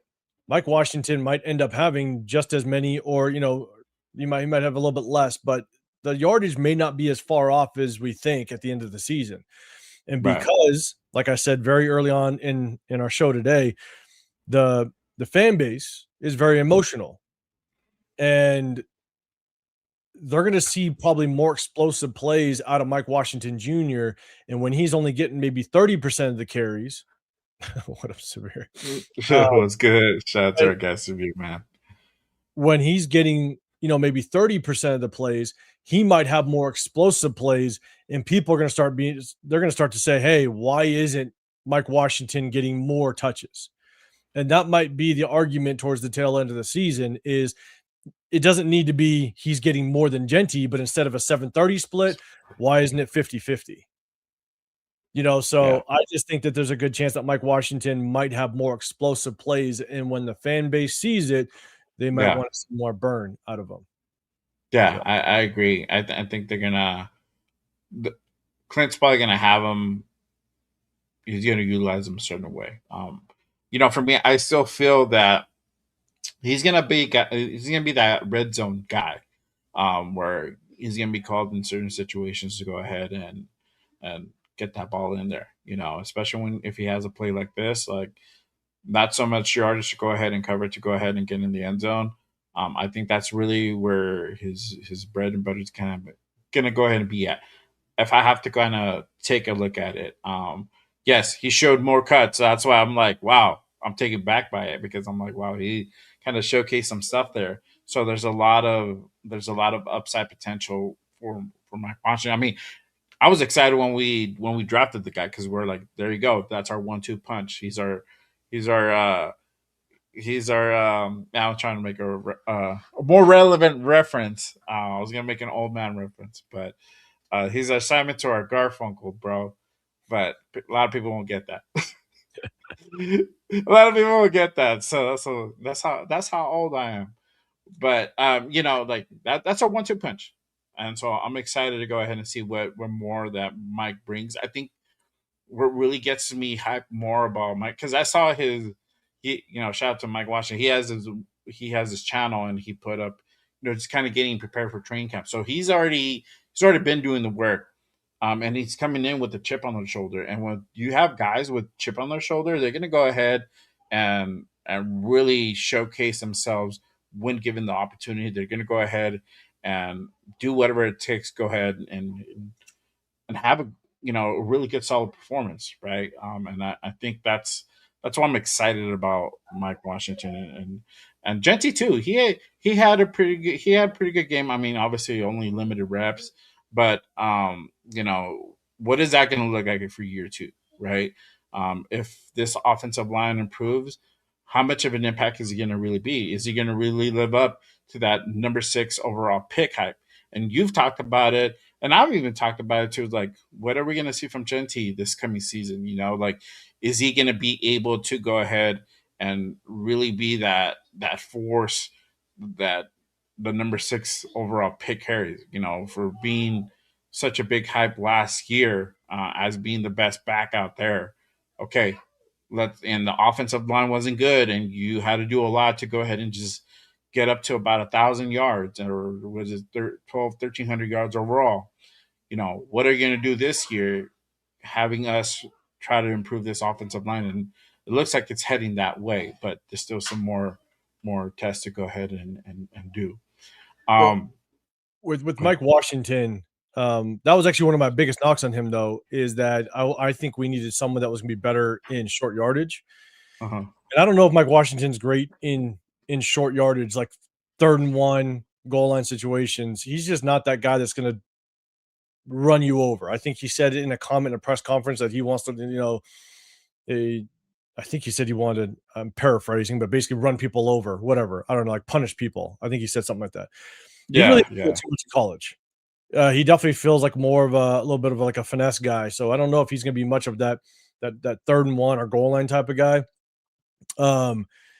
He could be, but he's got the size to be, but he just didn't show that in college too much, where he's going to be the guy that's just moving the pile, like a true goal line type of guy that you want. And so we'll see if that works. Genty didn't showcase that too much at all last year, have that ability. But, if the clip that you just showed of Mike Washington kind of navigating in a small space, juking out, making the first cut to the left, juking out the guy and cutting to the right, then stiff arming and then breaking off, right? The difference is he has that instinct of I'm running to open space. Genty has that instinct of I'm going to run you over. So I guarantee you after that first cut, if it was Genty would have ran over that second guy. He would attempt to Mhm. run over the second guy and then most likely just get tackled. Where Mike Washington, he's got that agility or that vision and that instinct to I'm going to run to open space. And that was the problem that I had with Genty last year. Mhm. Is he never ran to open space. He consistently ran to where the defense was. And so I think that's where the difference is, and where we're going to see as the season goes on, is Mike Washington is going to have that intention of I want to run to open space, where Genty's like I want to run everybody over because that's what he did, or Right. I'm going to welcome contact and I'm just going to run through arm tackles. Plow it. Yeah. I'm You plowing know, instead of like I get out of the way, you know. and he's 5'8", 205, 207 pounds. Like you're not going to be able to do that in the National Football League on a consistent basis, and that's why I think not to get too deep into it. Obviously, our offensive line struggled. It wasn't good, but he also didn't do well at times that he had the opportunity. So, again, it goes back to I just think Mike Washington. There's a chance that he's going to have just more explosive plays because I think based on his running style, and there's going to be a little bit of a conversation just that he needs more carries. But Mhm. I think drafting him and pushing Genty, I think, is a really good um, strategy, given the fact that when Mike Washington hit that 40 time, and he Yeah. was basically being talked about as one of the top running backs. Obviously, Jeremiah Love was the top running back, but then behind him, Jonah Coleman was looked at as one of the top running backs. But then you had basically Mike Washington Jr. And so Mhm. he came out of the draft knowing that he was one of the top running backs coming out of this draft. And so to just walk into a backup role, I don't think he's going to accept it. I think he Yeah. wants to take Genty's job. And so he's I going to hope so, bro. I hope so. I hope he's gonna that train like it, that he's has gonna that practice fire. like it, he's gonna play like it. He is gonna take every opportunity with every carry to basically say, "I'm the number one on this team." This isn't Yeah. like a fourth or not fourth. This isn't like a sixth or seventh round running back that was ranked 20th on the big boards, right? This is a guy that literally was one of the best running backs to come out of college last year, especially after that 40 time he ran. So I think he's coming in with a chip on his shoulder, basically saying, "Look, I'm going to take your spot. So Genty better step up and Mhm. honestly have more explosive plays. Run like a number 6 overall pick, even when the opportunity isn't there, or when the blocking isn't perfect. Then you better do something. You better do something that shows that you are a clear distance from Mike Washington Jr." Yeah. So And that's the thing with Mike Washington. He said it that he's playing with that chip and is trying to prove the naysayers that he should have been drafted much higher. We got him in the fourth, like middle fourth. So, he feels like, hey, I should have went much higher than what I did, right? And so I'm gonna go ahead and prove to everybody, like they fucked up. They slept on me, and this is what I'm gonna do now to prove that everybody was wrong. So I love it. I hope that's true, man, because that only benefits us even more. Because yeah, if you have a dog like Mike Washington, that's gonna be like, how, hey, I'm gonna go ahead and try to steal the starting job if I can. I don't give a damn if you picked your guy six. Like I'm gonna show every day or every rep that I'm the guy that needs to go ahead and get the nod day in and day out. So I love it, man. I welcome it. 100%. For sure. Yeah. Real quick, make sure you guys hit that like, hit that subscribe button on this channel, hit that subscribe on my guy's channel, Real Talk, Raider Nation. I got his link down below. Make sure you guys go ahead and hit that subscribe on 805's channel. Make sure you guys catch the War Room. They're going to go ahead and do their thing tomorrow. Shout out to Severe. He's in the chat. Shout out to 805. I'm sorry. Shout out to Chris Protect the Shield, our guy as well. So make sure you guys go ahead and catch them on tomorrow. Shout out to my guy Rorschach, giving 10 jewels gold coin. All right, I appreciate you. Don't know how that translates yet. But shout out to one of my mods here at Just Raves. I appreciate you, my Better guy. than better than Jeff sending out like poop scoop jewels. I don't know what the hell it was on our live on Wednesday. He's throwing out like these jewels or gems like poop scoop or something like that. And I was like, of course Jeff would do that. He would, bro. Oh my god, the fucking Jeff. No, he's not. I don't know if he's here yet, but uh, I'm pretty sure he's gonna go ahead and rear his head in a little while. Um, let me go ahead and hit you with this. Who do you think offensively? Who do you feel shine and who feel sank from the second half? From the second half, who do you feel was those guys that, hey, we need to go ahead and continue keeping an eye on them, or this is the guys that we need to go ahead and start looking at, and who really was the letdown guys on the offensive side of the ball? I'm gonna go ahead and let you run with that. So on the offensive side, it was hard because a lot of players played all the way through. Mhm. Um, I think Malik Benson is definitely something we got to keep our eye on throughout the entire preseason, right? He's got a lot of hype through training camp, stuff like that, and so he continued on, which is good. He got his opportunities, he's got some catches. We obviously don't have the best receiver room in the world, so I think Right. keep watching him. Um, Again, because what I said about Spencer Burford, it's really trying to figure out who this offensive line, like who is going to solidify this offensive line. If Spencer Burford continues to look like he did, then we got to watch the Caleb Rogers. We got to watch what are they going to do um, with Jordan Meredith. Yeah. What are they going to do with Trey Zune? They've literally worked Trey Zune at every single position. Obviously, he worked at right tackle in the preseason. Looked pretty consistent. Looked good. Handled his own without question. Yeah. But if we're really struggling at the guard position, because again, JPJ looked up and down. Um, if we're having some struggles in the guard position, I definitely want to see what it looks like. So and just how they're gonna rotate that offensive lineman if we see some struggles.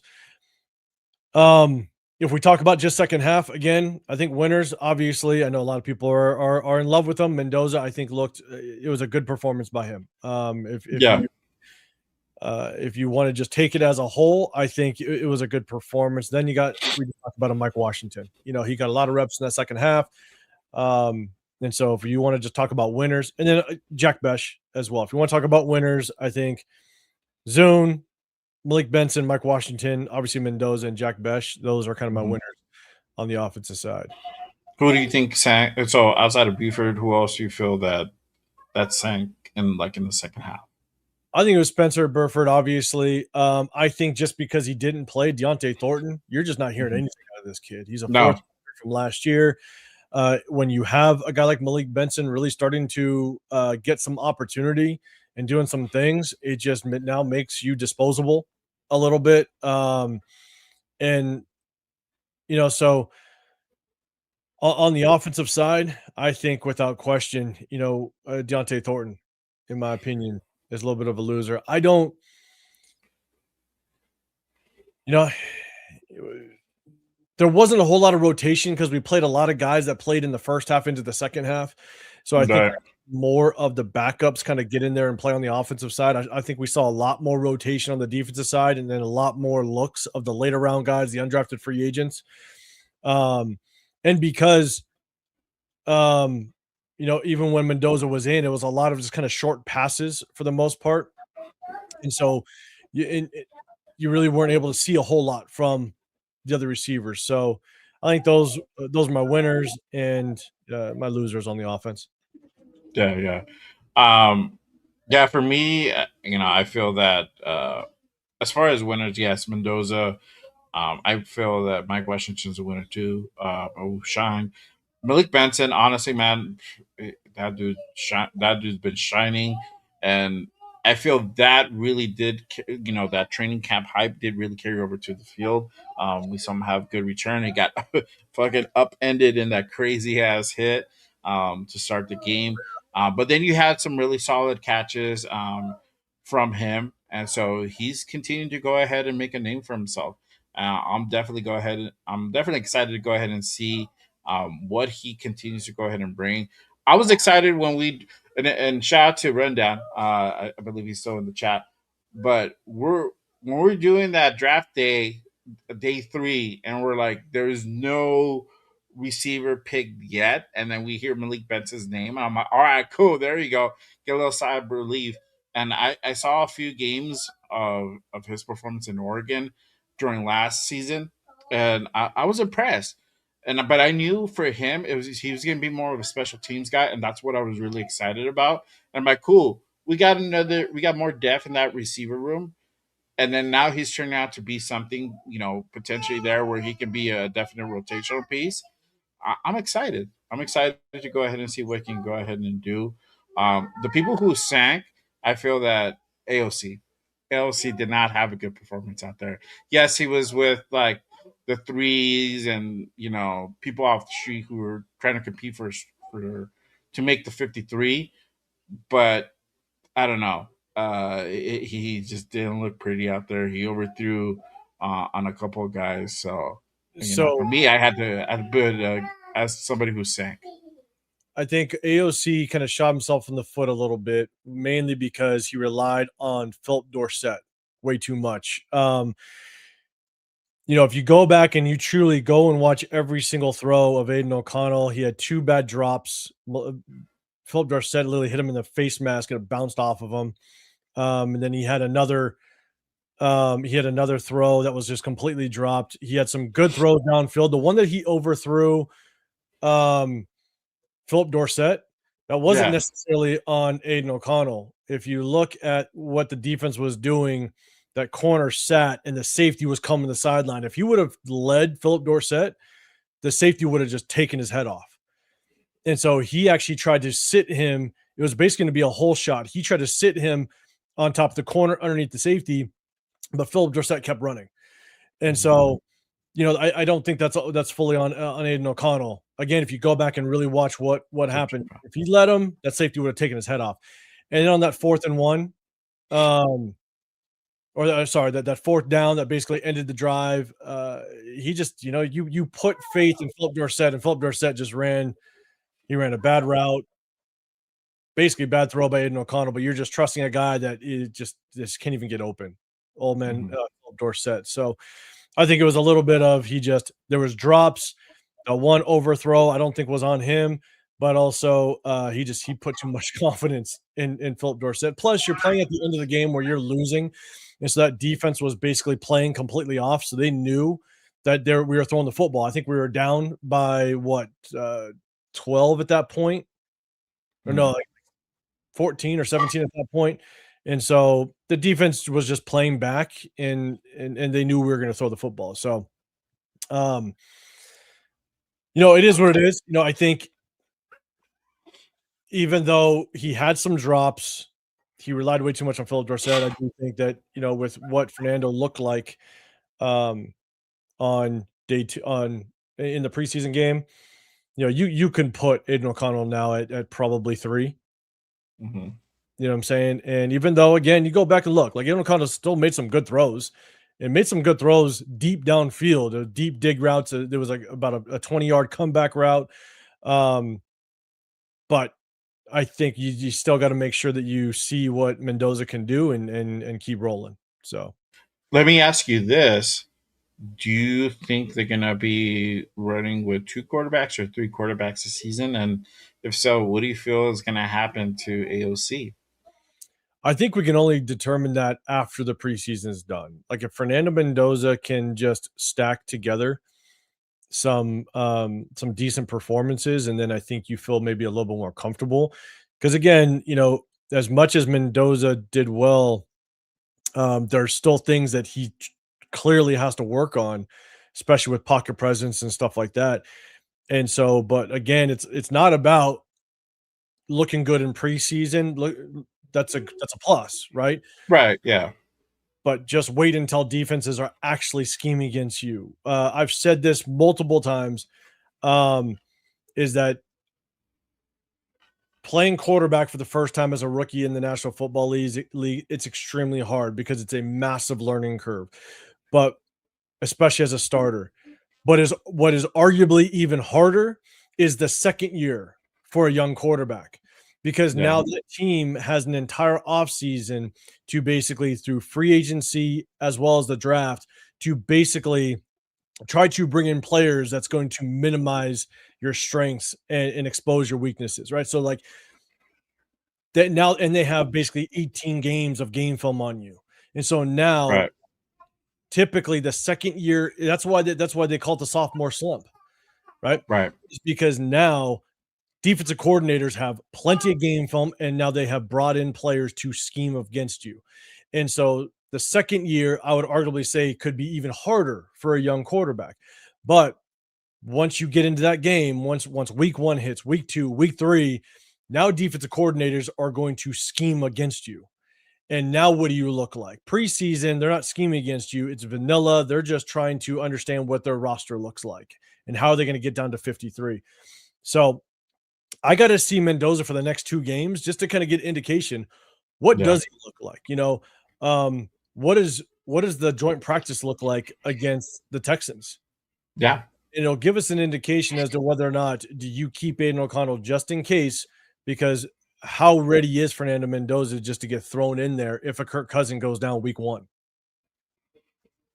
Because if Cousin goes down in week 13, that's kind of a different story because you had basically 12 weeks, 13 weeks to really prepare, and Fernando Mendoza has been able to sit and learn. But if he goes down week 1 and you're just throwing him in there, that could be a tough situation. So I got to see Yeah. 2 preseason games to figure out where this thing all sits. But the Yeah, quarterback, yeah, and that's why it's an interesting question because normally we've never ran with more than 2 quarterbacks. So running three, carrying three would be kind of outside the norm, right? So it just kind of depends on where Clint's head's at on that, and what do you do with Aiden O'Connell, right? If you're going to go ahead and run with 2, or you're going to just have to stick him to the practice squad, right? What's to say another team doesn't come by and snatch him up? It's a little bit harder because now you're forcing a team that has to go ahead and put Aiden O'Connell on their starting roster. So it might be a situation where some team's backup goes down, and then Aiden O'Connell's just sitting there in practice squad. They're going to go ahead and pick him up and probably put him on their active roster as their backup. So there's some few things to go ahead and kind of weigh there because, like, I don't want to completely shit on Aiden O'Connell, and that's not my thing. Mhm. But I got to call it as it is sometimes. But he's a very service. I got to give him his flowers. He is a serviceable quarterback. He's a solid backup, and he's been with most of these guys since he's been drafted. Right? Um, do I think he's a starter quality quarterback? No, I don't think that. But I think he's in the right position where he's a number 2 guy, number 3 guy. Just kind of depends who would be in front of him, right? So if it's Fernando, cool. But like you said, and those are questions like what happens if Kirk goes down week 1, drive 1 of the year? Like we're fucked. So what do we do at that point? Do you go ahead and put Fernando out there, or are you going to go ahead and put a more experienced O'Connell that knows, he knows Brock Bowers, who knows Trey Tucker, who knows their timing, who knows their tendencies, who know how they break routes or yada yada. You have that experience out there. So I don't know. That's a question that I like to. That's why I'm raising that question. It's like, what are we gonna do when that time comes in a couple of weeks? Because it will come, and that question will be eventually answered. So I'm interested to see what happens there. Um, let's talk about this. Let's talk about the other side of the ball. The 2s and 3s defensive performances. What did you think about that? And then who disappointed and who impressed? And it's kind of hard a little bit to say on the defense, but there's some guys that I can go ahead and point out that can impress. And I'm gonna go ahead and play this clip because we're talking about who disappointed. Our guy Jermon McCoy didn't look a whole lot good on Thursday. Got cooked a couple times. This is one of the clips where he did get kind of cooked. So here you go.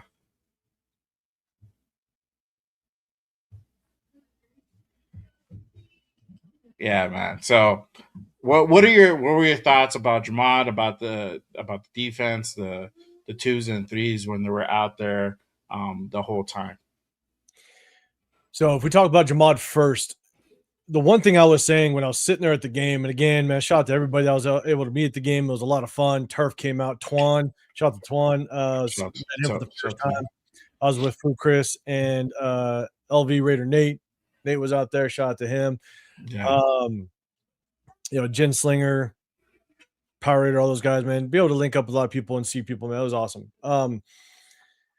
But as we're watching the game, I'm just sitting there going, man, like this kid hasn't played in a season and a half of football. I was shocked that they had him out there for that long. It looked like he got a lot of playing time, and I don't know if they're just trying to get his feet wet or what have you. I don't know, Mhm. just mentally what his confidence level is. He could be a very confident kid, and he can handle all this, and it's fine because he got cooked twice. You know what I'm saying? It was 2 fade routes on him that were for touchdowns. Yeah. You know what I'm saying? And he also I believe he got beat pretty bad on that out route as well. And look, he hasn't played football in a year and a half, so it's gonna happen. I was actually just shocked that they threw him in, won that early, and kept him out there that long. If I Mhm. was the coach, and again, I'm not in the building, so I don't know what his mental state is and his capacity. I wouldn't have put him out there for that long. Um, and so I'm not judging him on this. Again, this is a kid that has not played football in over a year and a half. So let him get a little bit of playing time, give him a little bit of a burn and stuff like that. But him coming off of that injury and not playing football for that long, I think I wouldn't have just had him out there for that long, just with the first preseason game. But Mhm. he's got to grow from here. I guess that's all I can say. Yeah, and I feel like it was a type of situation where they're like, "We're gonna throw you to the. You don't know how to swim? All right, cool. Here you go. Go into the deep end." And it's like, okay, now you got to go ahead and or you probably kind of haven't swam in a very long time. You got thrown in the deep end.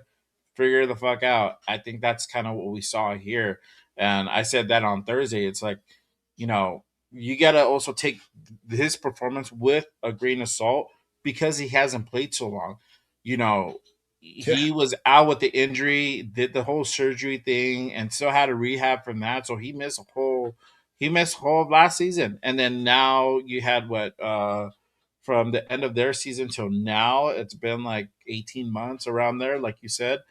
That's a very long time, and you're going into your first game back again. With at the highest level with probably the best talent out there. Even if it's another two or three. I mean, you're looking at a different speed. You're looking at guys who are running routes way different than you probably would have saw at your time at Texas. Even though you're going against really good schools, it's a different beast at this level. So it's kind of like that. He got like that big old sticker shock. It's like, oh shit, where did that dude go? What happened? I think he was just it was kind of that type of situation for him. It kind of showed. It's like, all right, cool. I got cooked. Let me try to readjust. And I think this is gonna be a work in progress for him. Um, and that's the thing with training camp. I don't know if you agree with me or disagree with me, but the whole thing with training camp, it's like these guys are going up against the same guys consistently over and over and over. Even though they're switching off, you might have a different guy. They're still the same guys. Eventually, you're gonna learn their tendencies. You're gonna learn the timing. You're gonna learn how they cut routes because you're seeing kind of the same guys over and over. The thing with preseason, you're facing brand new guys, run different speeds, do different timing, run different routes, et cetera, et cetera. You're gonna really get tested, and you're really gonna see the performance for what it really is, and the condition, the state of the team for what it really is. So guys like Jermaz, guys like Zeke Masses are really going to go ahead and kind of really showcase what they're about because now they're not going up against the same guys. You're going brand new set of guys who were completely different and run a different scheme. So yeah, It's and again, I think that's what's difficult is when I saw him out there, I would have given him 2 series and then just get him out. To say, mhm, "Hey, get your feet wet. Here's 2 series. Just get out of here." Because again, at the end of the day, you haven't played in so long, and so for them keeping him out there, I thought that was just a strange move, in my opinion.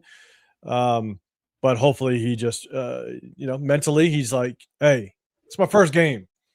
It's my first game back to the drawing board," because it's an even bigger leap for him because practice speed is very different from game speed. yeah, I think that's where, because he hasn't played in so long, that could really hurt you once you get in the game. So again, give him 1 or 2 series and then just get him out. But we'll see how he recovers off of it. I think his future can still be bright. Um, and we'll see what the next couple preseason games look like. Yeah, for sure. Um, let me ask you, what are your thoughts with like the defensive performances as far as like from Zeke Masses? You had some you had some questionable plays from like Paul Mao. What do you think Taron Johnson's performance was at nickel on this game? So we talked about the starters earlier, right? First Yeah. drive, I think they just were very undisciplined. Jeremy Chin not setting the edge on a very basic play, undisciplined. Eric Stokes, bad positioning on the out route when there's 8 yards to the sideline, and you had Isaiah Paul Mel with inside help, just undisciplined, bad position on a very basic, play.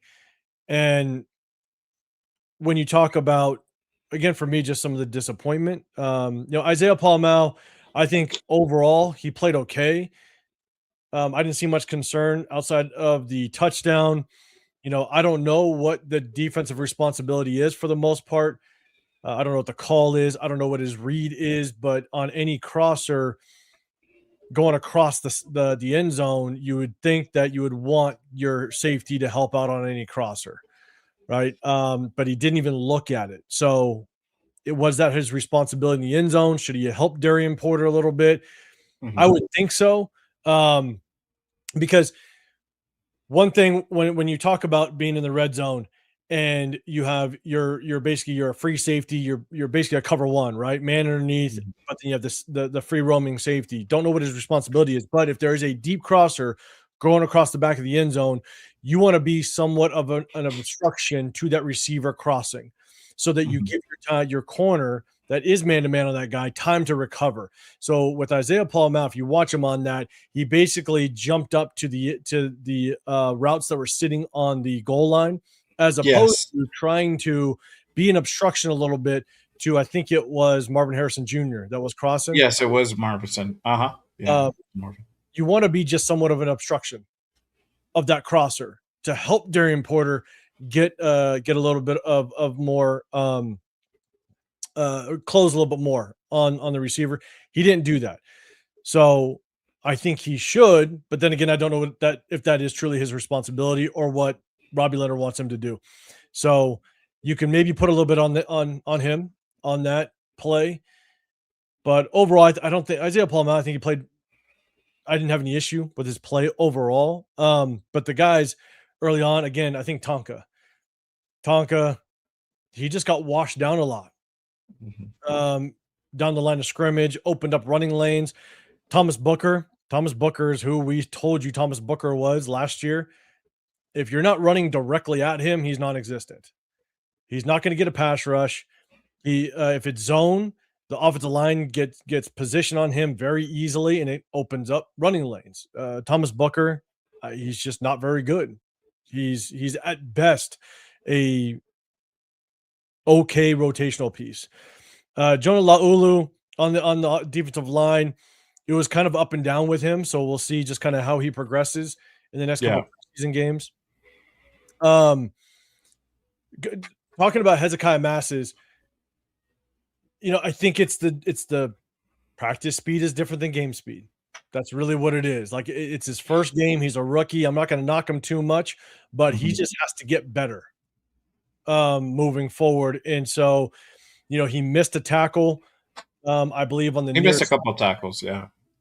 which isn't good because I think that was one of the knocks on him out of college. And he came out basically saying, I'm going to I'm going to prove everybody wrong by tackling.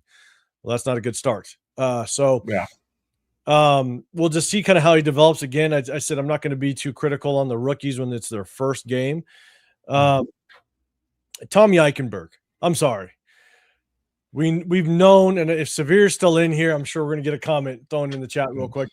Tommy Eichenberg is who he's not a good starting linebacker. Plus, he had that stupid penalty where the running back is already down, and then he goes to punch out the football when the running back is literally laying on the ground, and then Yeah.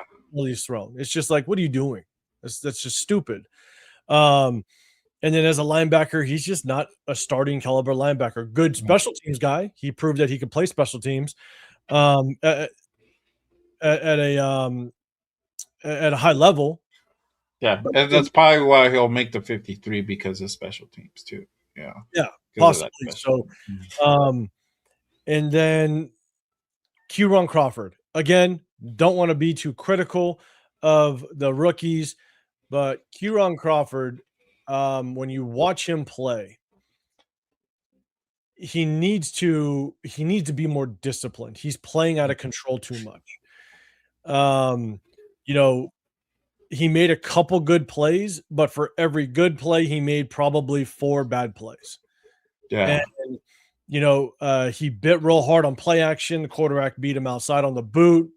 That was bad. The third string quarterback, he overran the play action coming his way. Quarterback did a good job of stepping up, avoiding his rush off the edge, and it was a completed pass. So he kind of overran that a little bit.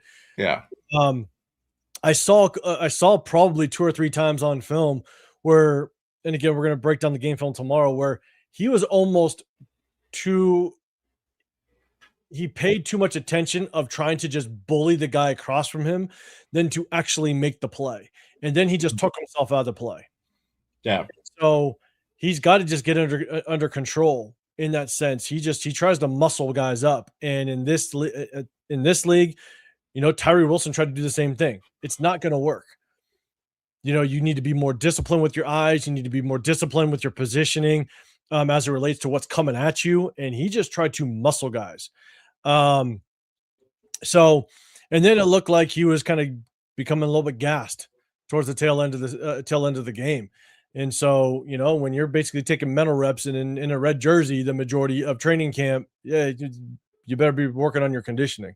So it looked like towards the tail end of the game, he was just a little bit gassed. And so, again, let's see how he improves. But when it comes to like the disappointments, Q-Ron Crawford, when you're a 3rd round pick, I definitely want to see a little bit more. And the hype that was brought into training camp, let's see a little bit more out of you. So between Crawford, Tonka, Tommy Eichenberg, Booker, and I throw Masses in there, but that's only because of what training camp was showing. I think those might be the disappointment so far. Yeah, for sure. I'm gonna say this. At least Crawford got some penetration, positive, necessary. He did have But some. yes, he needs to finish. He needs to finish. That's the thing. Positive, necessary too. But shout out to our guy Severe. Gifting 100 joules. There you go. High five. I appreciate you, brother. Um, let me let me see if he made a comment on Tommy. No. He probably had to step away. He's saving it up for tomorrow. That's what he's doing. Yeah, he's saving it. Yeah, he got to get his jokes in, bro. Unless John was in the building, because if John was in the building, Severe would have a comment ready. Oh yeah, England to throw it out there. he probably get egged on, bro, for sure. You know, I did like how Cody Lindenberg played. So the other Berg, he played well. I definitely still need to see more from him. I know he's putting in the work to go ahead and try to get better. But 7th round pick last year, you can only expect so much. But hopefully, he continues to go ahead and just keep at it and work, and be able to go ahead and make the 53. I'm the person that really did get impressed was CN Sloan, and there's been a lot of hype coming out when we first signed him as a UDFA, going into early off season, the OTA and minicamp, now into training camp. He's keeping up with that hype and continues to build, and he showed it on the film. That he he is definitely that the hype is real with this kid. Still early, right? But he was able to at least to translate it onto this game. And I got a clip that I'm gonna go ahead and play, and this is the sack that he got on. I don't know if 12 is a third string or second string. That's Slovis. I think third string. Third string. Yeah. But But he's actually 4th string. Kind of. Maybe, yeah. I don't know who. It's you got Brissett, you have Carson Beck, and you have Minshew. So I believe he's fourth string at this point. Okay, there you go. But he was able to go ahead and beat the guy off the edge. And this is CN Sloan. Beautiful. Here's another play.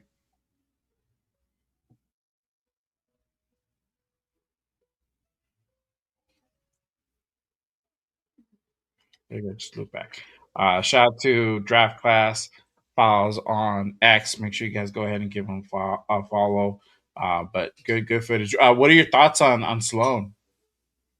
So Sloan was one of my sleepers to possibly make this 53.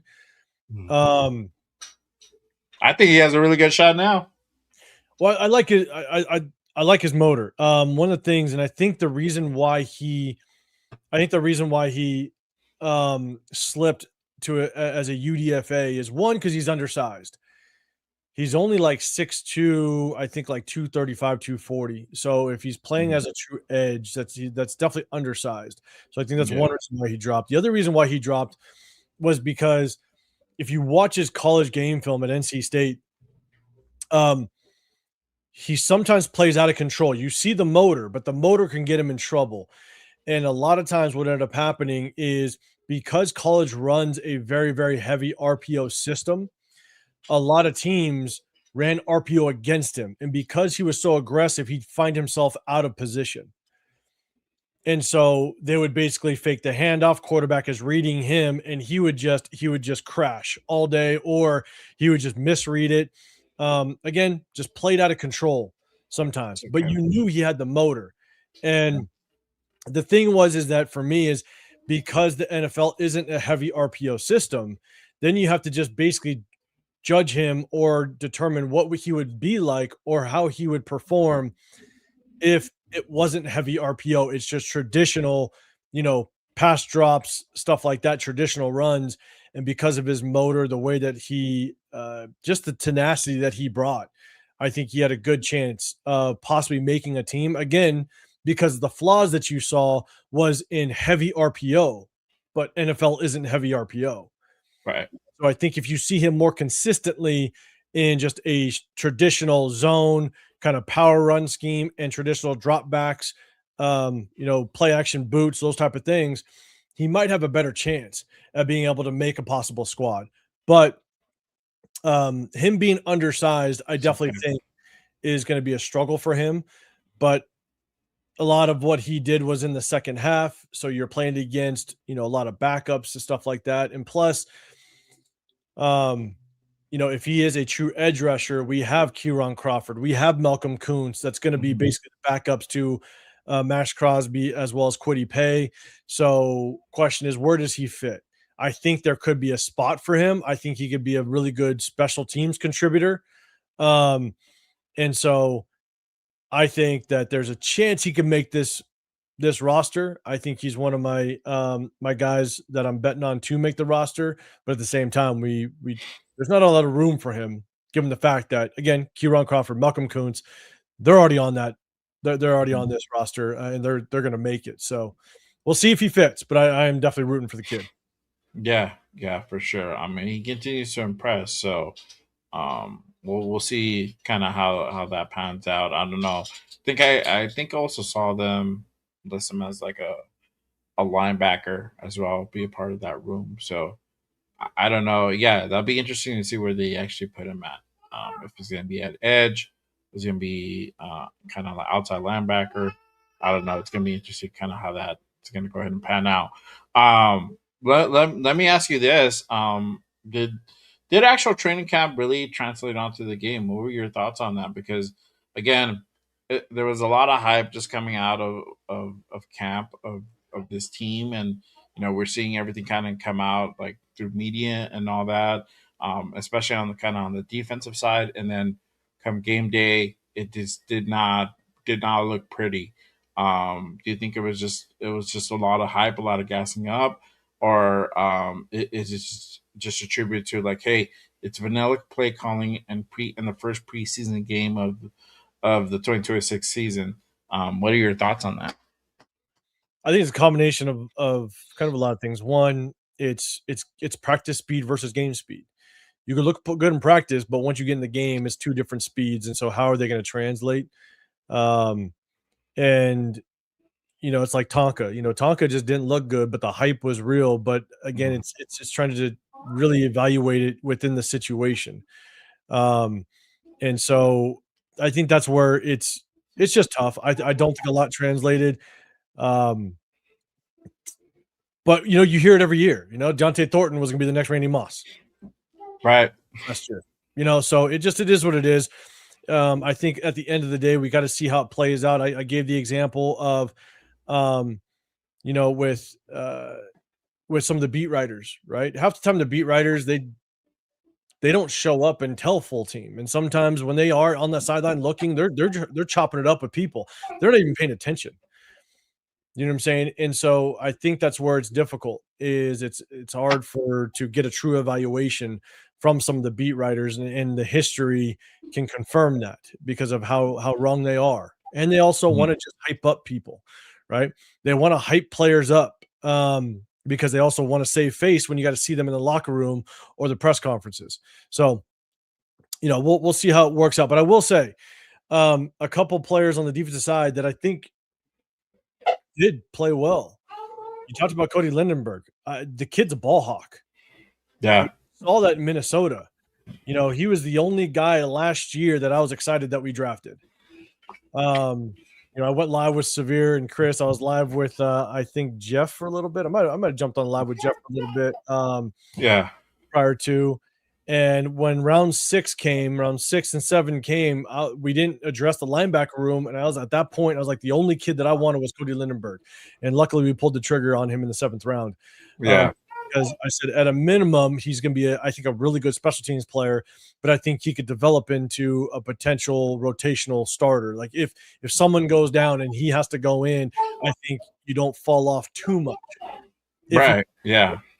and if you go back and look at his Minnesota game film, he's just a ball hawk. He's got a nose for the football and he flies. And you saw that week one in the preseason. So let's see if he stacks those together, right? It's not about one game, it's about body of work. So let's see if he continues to stack good games. Cian Sloan, I definitely think he popped. The one guy that on defense that I think did very well, and I don't hear a lot of people talking about it, and we're going to showcase it tomorrow when we break down the game film. Greedy Vance. He was Yeah. all over the place. He was making tackles. He was very disciplined on boots, and so when the quarterback would run play action, boot back the other way, he broke up one pass, but also he made a tackle for basically a 2-yard gain on another. He was doing a really good job of coming up and making plays, but also he was making plays in training camp. I Yeah. saw him. I saw him basically pick off Mendoza one time, and it should have been a pick six another time off of Mendoza, and was a report. I want to say the training camp. I think the 10th training camp where Greedy Vance picked off Mendoza again. Right. So Mhm. there was Yeah. I already saw that a few times. coming out of training camp with Greedy Vance about him just kind of being around the ball and getting his hands on the football. But then all of a sudden you see it week one. Yeah. Week one, that preseason game, I think Vance looked good. And when I went back and I watched the game film and started breaking it down, you're sitting there going, man, this kid has come up making tackles. He's wherever the ball is in his zone, breaking out the football, or just making the tackle as soon as the ball gets to the receiver. So Yeah. um, I think Greedy Vance looked really good. Let's see just kind of how that progresses. And then the DN, I don't know if he makes the team. I think he's without question probably going to make the practice squad.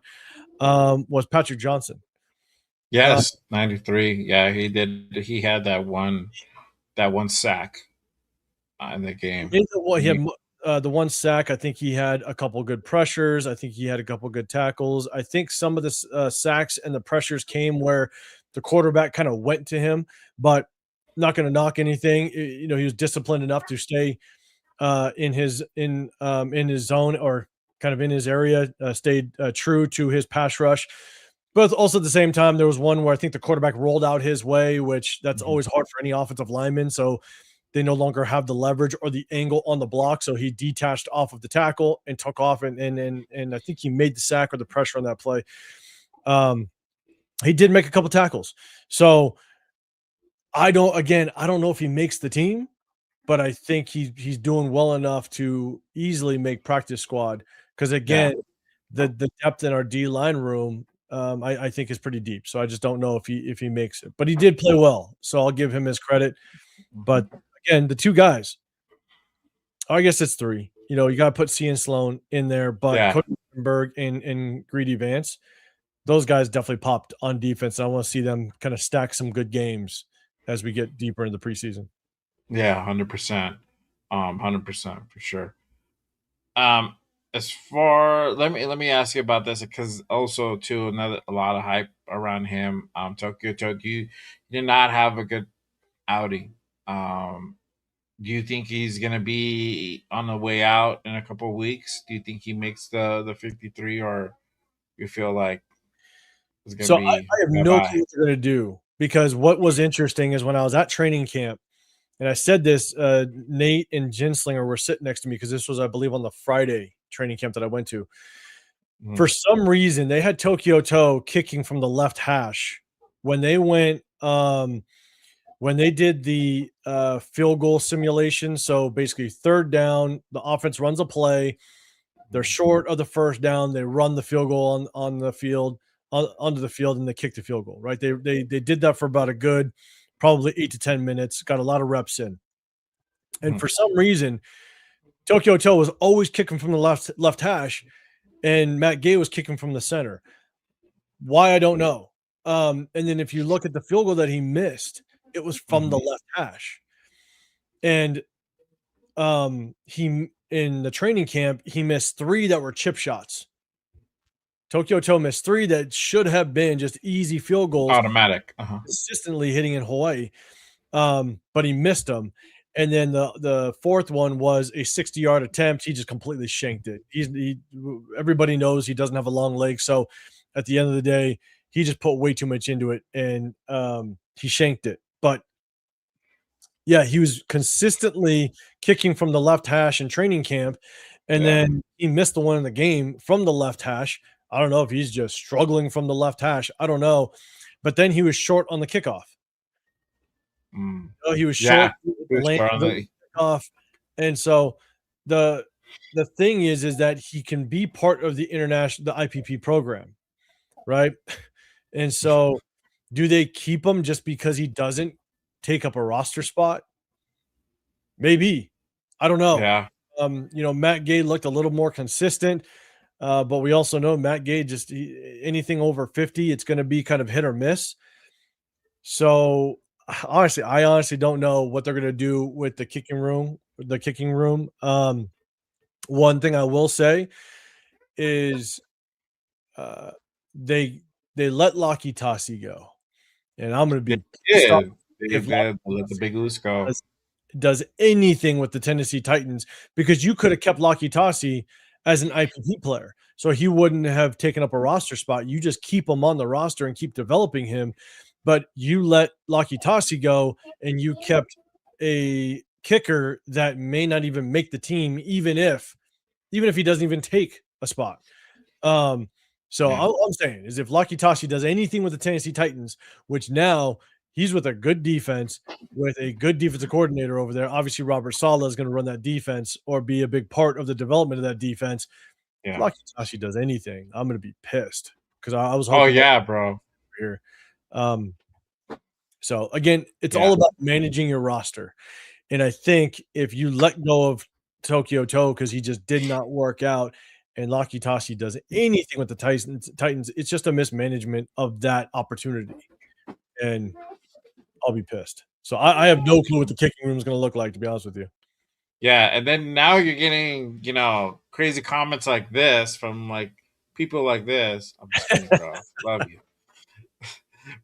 Yeah, the bring back Carlson comments, I don't know, man. Like I like Danny Carlson, but yes, he was having some struggles the last couple seasons. So I don't know how this is necessarily going to work out. When I heard that we signed Matt Gay, I was like, nah, I don't know about that, bro. Like I feel like we're downgrading ourselves as opposed to upgrading the position, in my opinion. I don't know, right? But um, as of right now, I don't know. I can't even say where we're at with Matt Gay until like I think a couple more games, and we can kind of more evaluate what's going on there. But yeah, I think you're right, man. I don't know what's gonna happen with Matusawa, man. It's gonna be interesting to see how that gets played out for sure. The problem is that if Matt Gay doesn't work out, and let's say we're losing some close games because we miss a field goal or what have you, it's like, what are your options, right? I don't know what the kicking market looks like. I don't know, you know what I'm saying? It's like I don't know where you go from here. And I think it's them picking it. if we have any chance at winning football games next year, in my opinion, I think it's going to be it's some low scoring games. We're hoping that maybe Yeah, our defense can kind of keep us in the game, and maybe we're winning games 14-17 or what have you. And so if that's the hope, then your kicker is going to play a massive role in winning some football games. And if Matt Gay starts missing kicks and Tokyo Toe is looking like the way that he's been looking, then it's just a mismanagement of that position. So we'll see how it works out, but hopefully it doesn't lose us too many games. yeah, no, for sure. Yeah, we'll see how that's gonna go ahead and kind of play out, man. Yeah, we got to figure out something with the kicking game because that's where we struggled, and we haven't really done anything to improve that. If anything, I think at best we're probably gonna stay the same. At best, I don't know. Shout out to our guy Rear Chris in the building. One of my mods here at Just Raiders. I appreciate you, my guy. I haven't seen you for a mad minute, dog. Glad to have you back. SoCal says, the toe has fungus. It looks that way, bro. It looks that way, man. In the chat, you already know Nation is unforgiving. If you ain't performing up to par, man. Yeah, see, we're getting a lot of the Carlson. Carlson was the money thing. Pay him to 4 or 5 million. Yeah, I mean, I don't know. I think he's still available. He's still available. I think He he, is. yeah, I think he had a practice or tryout with the Packers. The Packers, and then yeah, but he's still out there. So I Which don't know if was he his bring brother over there? I think his brother played for the Packers. his brother played for Packers, but I think he got released. It'd be wild if your brother replaced you. Yeah, that'd be Get crazy. That'd released, be some everybody shoot your brother. wickedness. Talk about a family feud on Thanksgiving. I know, bro. Talk about sibling rivalry for sure. Um, Let me ask you this. Let me ask your opinion as far as what do you feel that the team needs to go ahead and fix as far as on the defensive side of the ball? What issue needs to be addressed? This week going into that scrimmage. I don't know exactly when the scrimmage is. I think it's like Monday or Tuesday versus the Texans. What do you feel that some of the things that need to go ahead and be addressed? One thing I wasn't able to say so far, and I want to kind of get this in, is I think I was excited for Quay Walker. I think a lot of the nation was excited for Quay Walker, and I think he looked as advertised. Quay Walker in that preseason game was damn good. I'm excited the way that we're probably going to use him. If you look at training camp, they moved Quay Walker around a lot. I think that's the plan.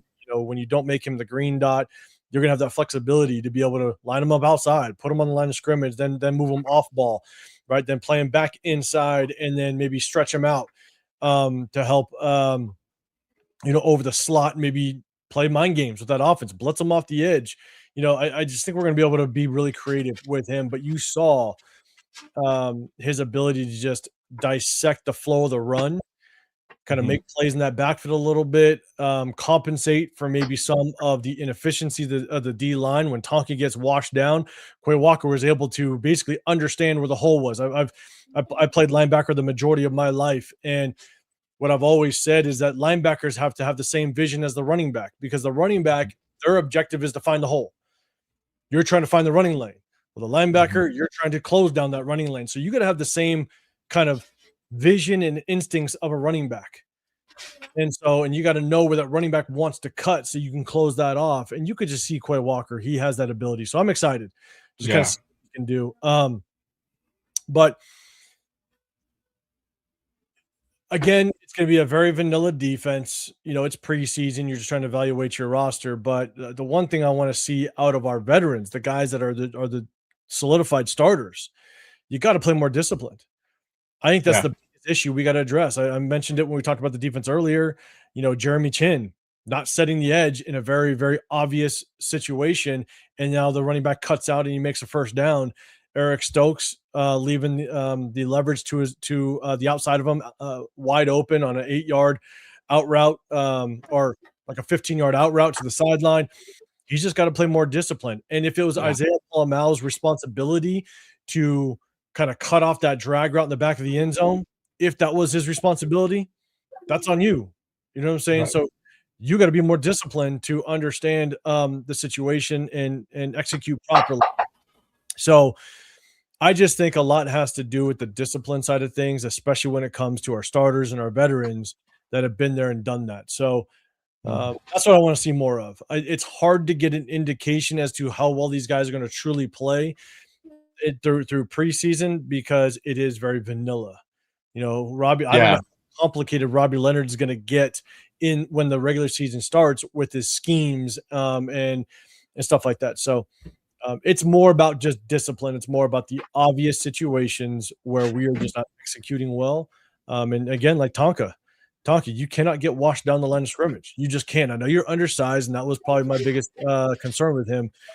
But you gotta stay within the defensive scheme, and just can't create those running lanes. So that's my biggest thing. It's just more disciplined going into week 2. Yeah. For me, I feel like they just need to go ahead and address the fundamental stuff. And you talked about, the game of speed, and an actual real time when you're actually playing the game. I feel that, like, for example, like guys like Zeke Masses, he had opportunities to go ahead and wrap up guys, but didn't go ahead and finish. So I like to see guys just go ahead and finish plays and make the fundamental stuff, just be executed. And I feel like I think that's kind of where it kind of starts and just goes from there. Just like doing the fundamental stuff. Hopefully, we get to see that improvement come the next actual game. But hopefully, that gets fixed in that scrimmage because you're gonna have that opportunity to get a feel of what the Texans are going to go ahead and kind of run. Same thing as far as us. Still, if it's vanilla, but you get to go ahead and kind of get that exposure with some of the guys out there. So hopefully they can go ahead and fix some of those issues on that side of the ball. One thing I will say is with Robbie Leonard moving to basically a 2 high safety look, I think that's going to help when regular season comes into play because, again, it goes back to what scheme is he going to run? How is he going to run, his cover 2 or cover 4, whatever hybrid type of defense that he wants to run? How is he going to disguise coverages? I think that is going to help our safeties moving forward. Last year was a wash with the cover 3. It was the dumbest thing because it's not just us running cover 3. We never even disguised the cover 3. We never rotated our safeties, or we never, brought a safety down and dropped the corner, or vice versa, or just rolled 2 safeties over and sat a corner to kind of just show a different look. We never did it. It was the most vanilla, basic cover 3 every single play. So I think running the 2 high safety set, but I hope that Robbie Leonard is going to be just more creative in the cover 2. I think that's going to help our safeties. And so I'm really excited to see what that looks like because he does come from a Brian Flores system. He had history with Brian Flores, and Brian Flores runs one of the nastiest cover 2s in the business. And so his scheme is very much about disguising the cover 2 and never giving you the same look over and over again. And so if Robbie Leonard can take a piece of that, then I think it's going to help our safeties. Yeah, I think, and then with me, I feel like he's gonna go ahead and take bits like Brian Flores. He's gonna go ahead and take bits of like Mike McDonald kind of mesh that together. So we're gonna see some aggressiveness, and then also too, hopefully we see a little bit of that touch of that Brian Flores, because that's a concern too. Like if you're constantly being overly aggressive, guys are teams are gonna figure that out, and they're gonna go ahead and do a quick dump out, or they're gonna go ahead and take a shot down the field. So yeah, that's going to be interesting how he's going to go ahead and kind of roll out that defense. Let me ask you this: what do you feel like needs to be improved offensively? What do you think some of the things that need to be go ahead and need to be addressed there? Honestly, I still think it's the offensive line. I mean, again, Spencer Burford, I just don't think he looked great. And there was a couple times where Linderbaum, it's almost like he had to kind of overcompensate a little bit for Spencer Burford. And so I'm really curious to see what this guard position is going to look like. Again, JPJ was kind of up and down in his performance. Sometimes it looked good, sometimes it was rough. And so I want to see our offensive line just get solidified. Who is going to be the starting guards? I think Yeah. JPJ is probably going to be one of the starters. If they solidify Spencer Burford there based on what I saw and based on what the film says, it's going to be interesting. I'm not optimistic on what he's going to look like when the regular season hits. Because again, he Yeah. was a backup with the 49ers. He got starting reps. He was a starter, but it was only when someone got injured. And so we essentially brought a backup over to play within this offense. So I think we have 2 more preseason games to figure out who that guard is going to be, because I think Caleb Rogers looked good, but the problem is he's going against backups. So because he didn't get in until basically second quarter and even to the second half. So what does he look like against starters? I don't know. So I still think that guard position, at least behind with Spencer Burford, that's still in question, in my opinion. Hmm. Um, and it's not necessarily improvement, but again, Jack Besh, let's stack some good games together. Jalen Naylor, I don't believe he got a catch in the first game, and so we'll see how he gets involved in the second Hmm. preseason game if he does. But I just want to see the good that we saw out of the receivers, even the good that we saw out of Fernando. Right, tomorrow we're going to break down his game film, but even the good that we saw out of Fernando, let's start stacking that. Because if you Yeah. start to stack it, then you start to see a body of work. But even in the preseason, it is vanilla, so it's hard to gauge just how good that's going to look in the regular season. But you got to take the good for what it's worth, and so we just got to start stacking good games. Yeah, yeah, I agree. It's going to be interesting to see how that guard position is going to play out. I think a lot of people are focused on this offensive line because obviously we're going to go ahead and be a run heavy team, run first team. That's predicated on the offensive line. How that's going to go ahead and translate to protecting an age a seasoned Kirk Cousins. I'll be nice and say seasoned instead of age. A guy like Kirk Cousins that, hey, the mobility isn't quite as it used to be. He can probably maybe get himself out of jam, but he definitely needs to go ahead and be protected. And then obviously the whole Fernando Mendoza thing also comes into play. Like, what if Kirk goes down? Like, when at what point do you bring him in? And a lot of people keep saying it's like it's all predicated on the offensive line, right? So we'll see kind of how that plays out. I feel honestly, Caleb Rogers has a good shot because we've already kind of seen those flashes from him. But I feel it's still really up in the air. Um, and I agree. I feel JPJ is going to go ahead and win that starting job. I believe they're going to go ahead and keep him on the right. I don't know what the ultimate plan is there. I just and then with DJ Glaze, hopefully continues to stack up that consistency and keep stacking up good plays. That solid performance from the Riser, because I've been questioning it all off season. Like, what is that going to look like for DJ Glaze? Is he going to be able to go ahead and fix that regression he had last year? Because he had a really good rookie year. Then we saw he didn't have a good year last year, and now going into a third year with, and how much of that was the coaching? How much is that him? Right? Could it be 50-50, or could it be more on the regression, or could it be a lot on the coaching? I don't know. Right? It just there's different points of view for that, different arguments as well. So how is he going to perform this year? You have Rick Dennison, Uncle Rico in the building now, and he's heavily involved with his guys. How's that going to go ahead and look for a guy like him? Hopefully, it does work out, because I'm rooting for the guy. I think there's a lot of potential there, but again, let's see how that actually plays out, right? So, a lot of things to go ahead and kind of consider with this offensive line. But yeah, for me, it's that. Let's see how this wide receiver room is going to go ahead and kind of look.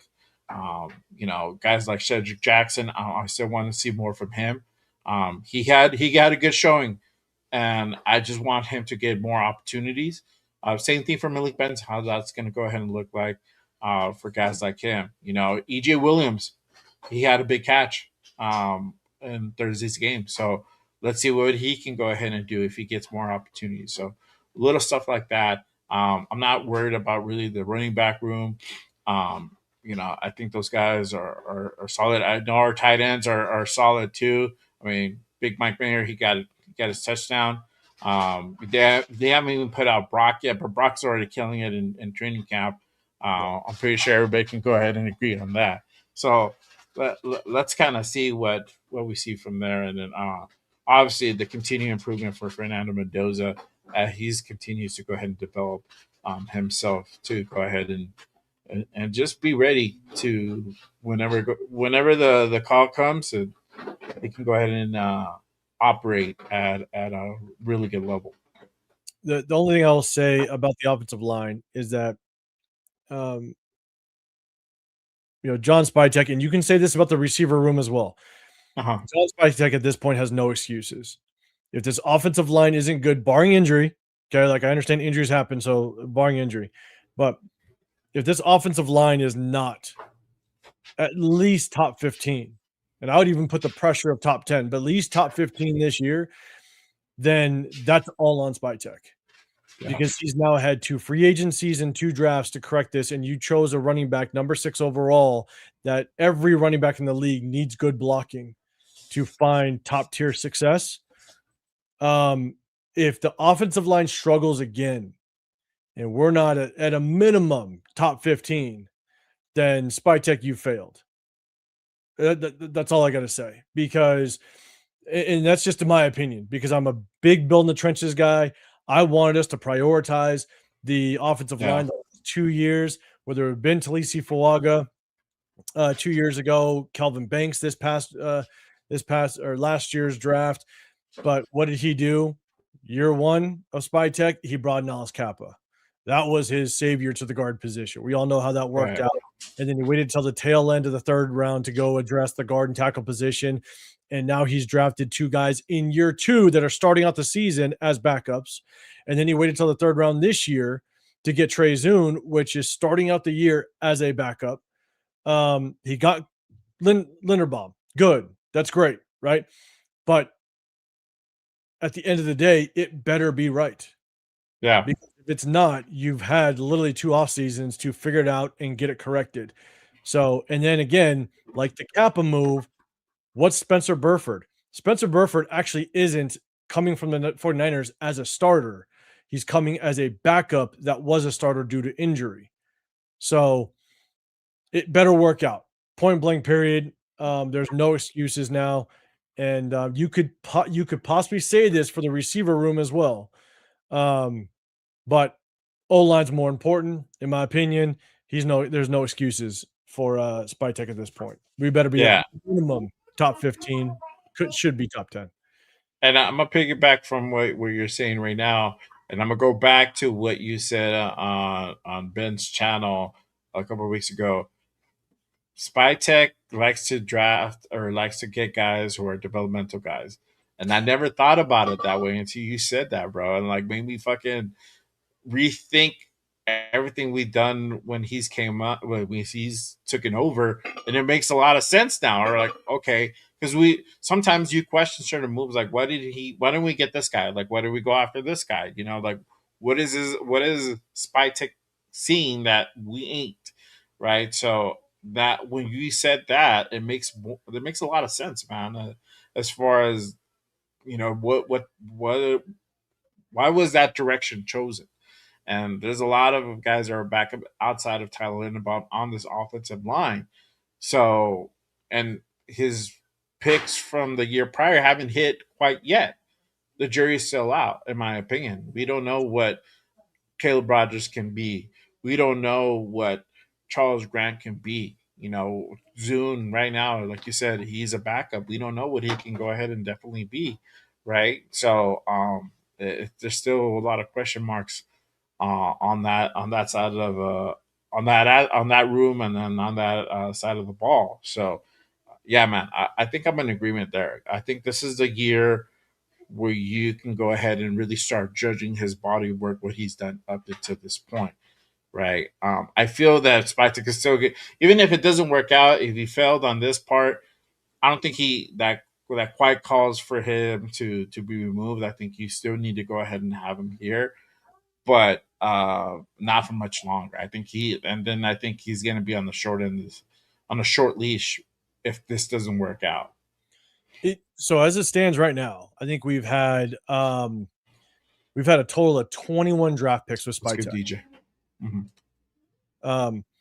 We've had 21 draft picks by Spy Tech, right? And I don't know if you've heard me say this, but I sent this clip to Severe and Chris. And there's a clip of Spy Tech in the draft room right before we drafted Kieran Crawford. Mm-hmm. And the Raiders are on the clock. There's they're getting obviously video clips of Spy Tech in there right before the draft, right before picking Kieran Crawford. And he leans over to Kubiak and he looks at Kubiak and goes, wait, is Robbie Leonard's guy still on there? And they looked at Kieran Crawford, and then Robbie Leonard. The next clip is Robbie Leonard behind Spy Tech right before they make the pick, and he basically says, I'm paraphrasing a little bit, but he basically said, I like the mean, like the nasty, edgy guy over the guy we really need, and then they picked Kieran Crawford. So they went with the mean, nasty guy over the guy that we really needed. So the question is, who did we really need? Who was the guy that was on their board that they really needed, but they went with the mean, nasty guy? And so is that what Spy Tech looks at? Does he favor more of the guys that he just fits his mold versus the guys that will fit this roster better? Or is an immediate need? Was it a receiver? Because there was plenty of receivers at that same spot. A lot of receivers. There was plenty of defensive linemen at that same spot. So you went with the mean, nasty guy over the guy that we really need, and that came out of his mouth. It was the second episode of Behind the Shield. If you go to, and again, I think it's like the 42-minute mark or something like that. That's what he said. And then you couple that, right? You combine that with, you look at his draft picks. You look at last year, Genty, small school guy, right? So he's really, as much as he had a career historical final season at Boise, he's still a small school guy. So it's a project. Then Jack Besh, only 1 year as an actual receiver, converted tight end. Project, Darian Porter, right? Receiver, converted corner, only 1 year at corner. Project, Caleb Rogers, you're moving him from tackle down to guard, which that happens a lot. So I'm not knocking him for that, but moving from tackle to guard. Charles Grant, small school guy. All right. And then you had a couple guys, Deontay Thornton. But then you follow that up with Tommy Malott, small school guy, ends up getting cut. Cam Miller, small school guy, ends up getting cut. Like, this is just now you go to the second year, and now we can get a little bit of a trend as to what Spy Tech likes to do. And then obviously Fernando, trading Stukes, playing safety. But then you go Kieran Crawford. Kieran Crawford, I don't believe, started playing football until late in high school. So he's kind of a late development guy. Trey Zune, you're going to move him around everywhere, trying to play him at maybe center. He was getting reps at center. We'll Yeah. see how it works out. Jamal McCoy, injury, coming off of an injury. There's a lot of just developmental pieces that Spy Tech is trying to bring into this building, and it's not shocking that you bring in a lot of developmental pieces and now they're not even starting or very little starters, given the fact that you were the worst team in the National Football League last year, which means you didn't have the best roster, but you now have basically around 21 draft picks that we're still trying to figure out what we got. Right. To me, it's like he's leaving the door open to, if this doesn't work out, if his draft picks don't work out, then you can kind of look back at the history of those players and kind of hit you with the "I told you so," or "Oh well, the writing was on the wall." Of course, these guys didn't work out because Darian Porter only had 1 year of corner experience. Like Jack Best only had 1 year of actual receiver experience coming into the draft. Right. Keiron Crawford, you went with the nasty, edgy guy versus the guy we really needed. So to me, it opens up the door for, if these guys don't work out, the "I told you so's" are going to start flying. So that definitely. Guys are still sitting on the board, like our history has always told us, right?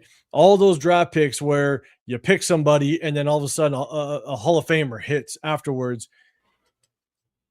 It opens up the door for that because there's a lot of players that actually have panned out so far, at least with the rookie draft class last year.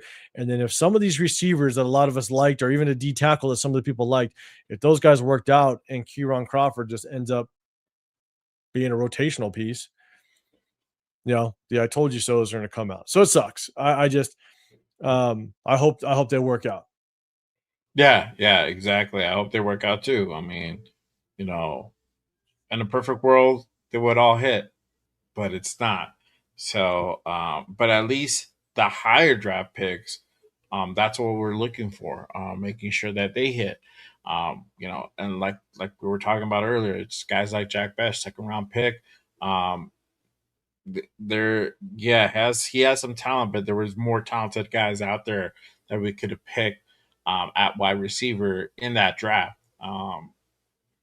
I don't remember who went before him, but I know there was a few guys out there that could have been picked, and they could have been, an impact by now. I don't know. It's not even at the receiver position. It could have been at the guard position or tackle position, right? Like Exactly. It's just starting caliber talent that you start to build this roster on. You start to build that foundation, because I'm a firm believer, if you want to sustain continued success, you build through the draft. You might be able to win or have a good season off of free agency 1 year, but in my opinion, that's not necessarily sustainable unless you Right. draft extremely well. And so if you want continued success, then I think you got to build it through the draft, be able to move on from some of your high paid free agent or players that are going to demand a massive payday in the market, but you've done a very good job of drafting potentially their replacement. Right. And Right. so, in my opinion, I just think because we're so bad, it's not like we were a playoff team and you have a bunch of already solidified starters on this roster. We were the worst team last year. And so, between 21 draft picks, you got to be able to at least find some good starters to just kind of set that foundation. But right now, it's like trading Stooks. Where's he playing? Right now, he's a backup. But in the second round, you want a day one starter. At least get him starting day one, so you start that process. But right now, he's a backup. So it's just, again, God, we got to find some starters out of the draft, and those starters, they got to be able to kind of make an impact on this team. And right now, Spytek has had 21 opportunities to do it, and he just doesn't have a whole lot to show of it. So again, hopefully it works out. Hopefully they eventually move into starting caliber players, but right now there's still question marks. Yeah, and I've been preaching on really building a sustainable winning franchise. You have to build it from the draft, but now also you have to draft the smart way. So, some of these decisions up to now having panned out doesn't mean that he's picked wrong. It's just they haven't panned out. So we just kind of need to see what's going to happen with that. We need to find. I think this is the season where we're going to find that out. Now, next draft, how is that going to look like? Obviously, we're going to be definitely in the consideration of getting our wide receiver one on this next draft coming up. So that's going to be the big talk that's going to be going into later on as the season progresses. Once college football starts kicking off, we'll kind of see more who's going to be those guys are going to be hot prospects coming out in the draft. But yeah, up to this point, a lot of improvements, a lot of question marks. So hopefully, some of these guys can start panning out, like guys like Jack Bash. Hopefully, he continues to go ahead and show why, show that he's worthy of that number two pick. I want to see. I want to see kind of how that unfolds. Real quick though, appreciate everyone pulling up and tapping in. Make sure you guys hit that like, hit the subscribe on this channel and on my guys 805's channel at underscore at 805. Make sure you guys go ahead and tap in. I got his link pinned down below, so make sure you guys go ahead and tap in with my guy 805. They got the war room going on twice a week, so make sure you guys go ahead and stay tapped in along with our guy Severe and Chris Protect the Shield. So make sure you guys go ahead and tap in again. My guy 805 underscore 805 Raider. If you're not subscribed, what the fuck is wrong with you? No, I'm just kidding. Hey, but make sure you guys go ahead and subscribe over to It's my guy. fine though. I Yeah, embrace. man. Hey, I gotta slap these guys around sometimes. No, I'm just kidding. All love to everybody out there. Let me hit you off with this. What do you expect to see this next game coming up from this team overall? What improvements do you hope to see, or what just in general? What do you hope to go ahead and see going into this? I'm not talking about the scrimmaging. I'm talking about the actual preseason game on Thursday versus the Texans. Um, Again, I want to see Fernando play a lot because if the season pans out the way um that Kubiak has stated, they're okay if Kirk Cousins starts the entire season, right? So this is going to be the only burn that Fernando Mendoza gets if it all works out to what their plan is. And so Mhm. I want to see Fernando get again another just minimum 2 quarters. 2 quarters, get live bullets, get just allow him to see as much real in-game situation as possible because games practice speed is very different than game speed, right? So Yeah. and then when you're in practice and you're wearing that red jersey, that means you're untouchable. So he's going to be going through reps and going through full team without knowing that DN is going to take his head off, right? So he's going to play comfortable. You got to be able to kind of feel the pressure of a real Yeah. game situation to really understand what the NFL is like. So I want to see him get as much playing time as he did, honestly, um, last week. Yeah. Get at least 2 quarters. And so that's number one. I want to see us solidify this offensive line. I want to see if Spencer Burford is going to be the starting guard. I want to see a better game out of him. That's what I want to see. Um, and then, Jack Besh, stack another good game. Give us a body of work where we can feel confident that this is who you are. One game is one game. Um, Right. Same with Mendoza, right? Continue to grow on what you showed week one in the preseason, the good that you showed. But again, yeah, tomorrow, like you're saying, we're going to break down his game film. But there's also things that you need to you need to improve on, and these are things that you saw on the game film back at Indiana. So it's the pocket presence, it's not escaping the pocket too early. It's um, staying basically confident in the throw. Beat the defense with your arm, not necessarily your legs when the pocket gets a little messy or collapses a little bit. So, but again, stack good games with Fernando. Continue to grow on the good that you showed. Stack that up. But I think we already talked about. I think the defense, specifically the starters, they need to be just more disciplined. They got to be more disciplined. I think that's where we fell off, especially in that first drive that Arizona's offense had. Um, we saw Jeremy Chin undisciplined, Stokes undisciplined. Yeah. Got to clean that up. But also at the end of the day, and this is 100% on Clint Kubiak, you got to clean up the penalties. We had 8 penalties that first preseason game. You got to clean it up. I mean, that's just an example of whether or not you're instilling just overall discipline in your team. You can't have 8 penalties. Penalties are going to kill us. And if that Yeah. continues, I could care less if you are dialed in every aspect of the game in between the white lines. The penalties will continue to kill you. So clean that Yeah. up. And yeah, that's what I'm looking for. Yeah, I'm in agreement. Hopefully we could go ahead and really see more of the offensive line get kind of figured out.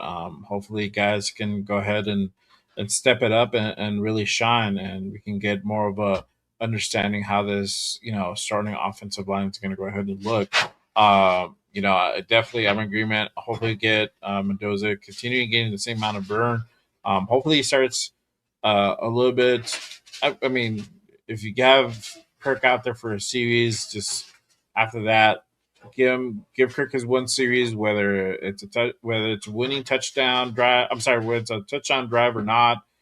Whether we get points on the board or not, I think you need to go ahead and get Fernando right out there right after that, and so that way we can go ahead and give him that opportunity. Because I've said that before. It's like this is really going to be the only time where we're going to see Fernando Mendoza in action is preseason, and buying that either Kirk shits the bed and is complete hot dog water, or he gets injured.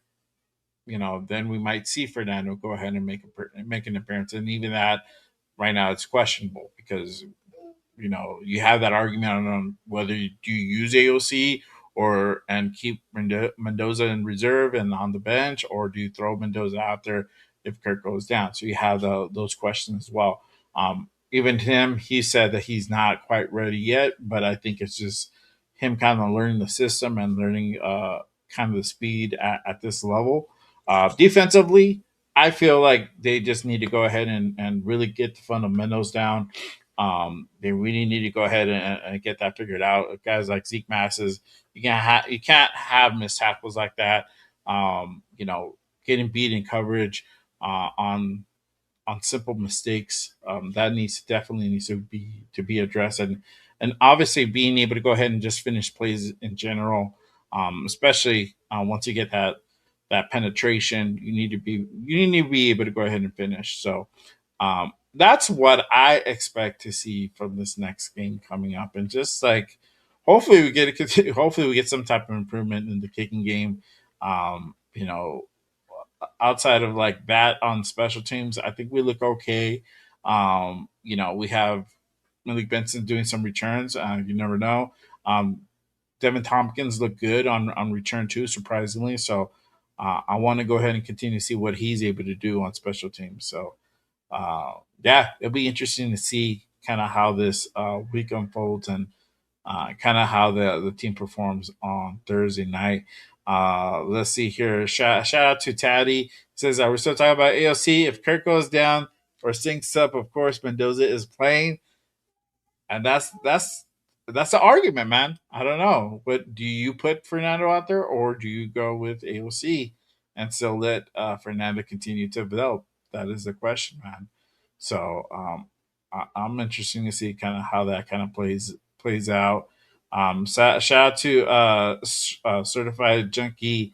He says we should have drafted Benson or Denzel Boston over Stooks. I'm in agreement, bro. I like Denzel Boston, and he didn't go until like later though on that second. And yeah, man, I was You had hoping we Denzel can. Boston, you had Ted Hurst, you had Chris Brazel, you had I think again if you liked them, you had Casey Concepcion that was still on the board, I believe. Like there were so many receivers that I understand. Yes, you can get a receiver next year, right? But it's all about trying to draft players that are day one starters within the first 3 rounds. I'm an advocate. You're trying to find day one starters first 3 rounds. If you can do that, where consistently you're getting, let's say, 2 out of 3 day one starters, right? That Mhm. ultimately end up working out. In some years, you might have an off year where it's just one. But if the your body of work shows that you are actually nailing 2 to 3 out of those first 3 rounds as starters that are contributors that perform well, then that's how you build sustained success. Um, that's how you have the option when a high paid free agent. So, for example, I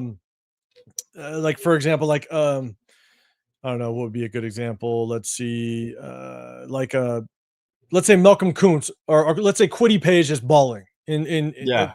the end of his contract, right? 3 years from now, let's say Quiddy Pay is doing a really good job, but you nailed that starter, and you know that, okay, like, because my history tells me that I can evaluate well and I'm finding starters, day one starters, you can walk off from veterans and not pay them the high price tag. And now you have a player in a rookie contract, right? Yeah. That gives you that option, that flexibility. But when you don't draft well, then now you have that. Now you're contemplating, oh shit, do I need to pay this guy? Because I don't know if I have the replacement for him. Right. Right. So if you can actually nail, 2 out of 3 between your first, second, third rounders, if you can nail 2 out of 3 the majority of the time, again, you might have your off years here and there, but then you can find those diamonds in the rough. You can find the Yeah. Max Crosbys that surprise everybody, right? You can find those guys later on that all of a sudden you're like, oh, hell yeah. Okay. So you found yourself 2 to 3, maybe sometimes 4 solidified starters that are contributing to the success of your football team. That's how good teams find sustained success year over year, because you Mhm. have that option of having to walk on from those guys that are going to demand big contracts. Like if Yeah. Trey Tucker all of a sudden balls this year, right? All of a sudden he does a really good job, and now he's going to demand a pretty decent price tag. Well, you maybe just drafted his replacement. You're Yeah. good. You're showcasing a player that you drafted that now I could walk off from Trey Tucker. I don't need to contemplate whether or not we need to bring him on because we don't have a replacement in the building.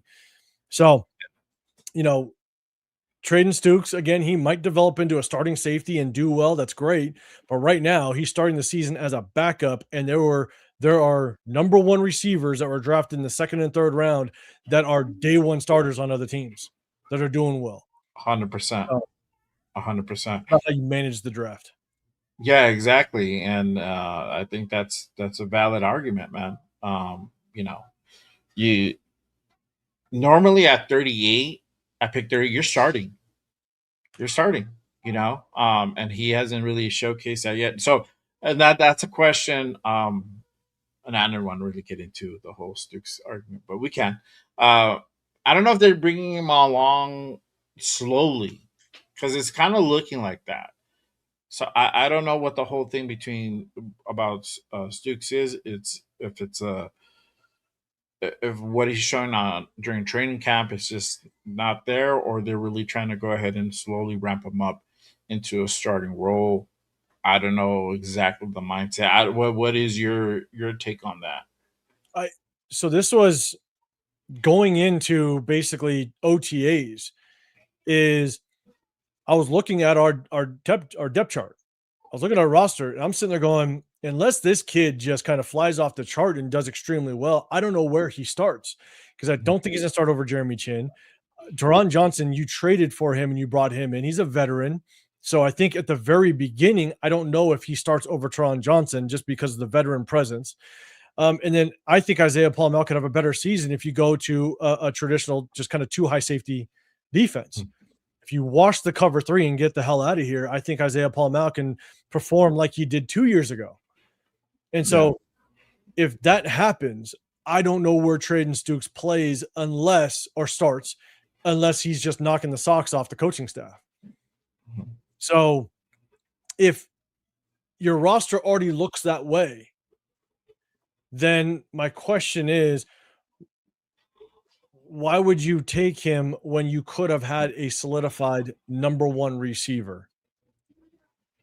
like starting day one, and now all of a sudden that's a hole you just filled. Bang, we got our starting number one receiver. Now you got Jalen Naylor, which I think could be a good number two. Now you move him over, and now you got Trey Tucker, that is a true slot receiver.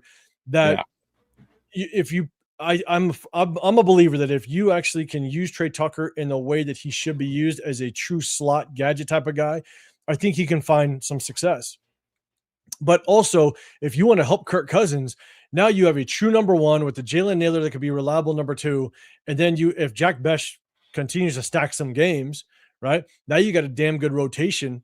But if you have a true number one, then it just takes the pressure off of Brock Bowers. Now that true number one can Yes. take that true number one corner and lock him up on our number one. And now Brock is eating against safeties and linebackers. But Yeah. now, if Jalen Naylor does not develop into a number one receiver that's going to demand the attention of the number one corner, now it's just going to make it that much harder for Brock. Again, not saying that Brock can't beat number one corners, but where all tight ends, I don't care if it's Trey McBride or anybody else, where those true number one tight ends, where they eat and find success, is the mismatch against safeties and linebackers. But now you're going to be able to have the defensive coordinator have the flexibility to just, hey, Patrick Surtain, on this play, you're going to lock up Brock Bowers. And again, Yeah. this makes it that much more difficult for Brock. So now the mismatch is just not as great than if he was going against a safety or linebacker. So, and there's always receivers in the draft. Again, I think Cardinal Tate's going to be a really good receiver in the National Football League. So there's receivers every year, but it's all about filling the needs that you have that could better this roster and better the talent around it.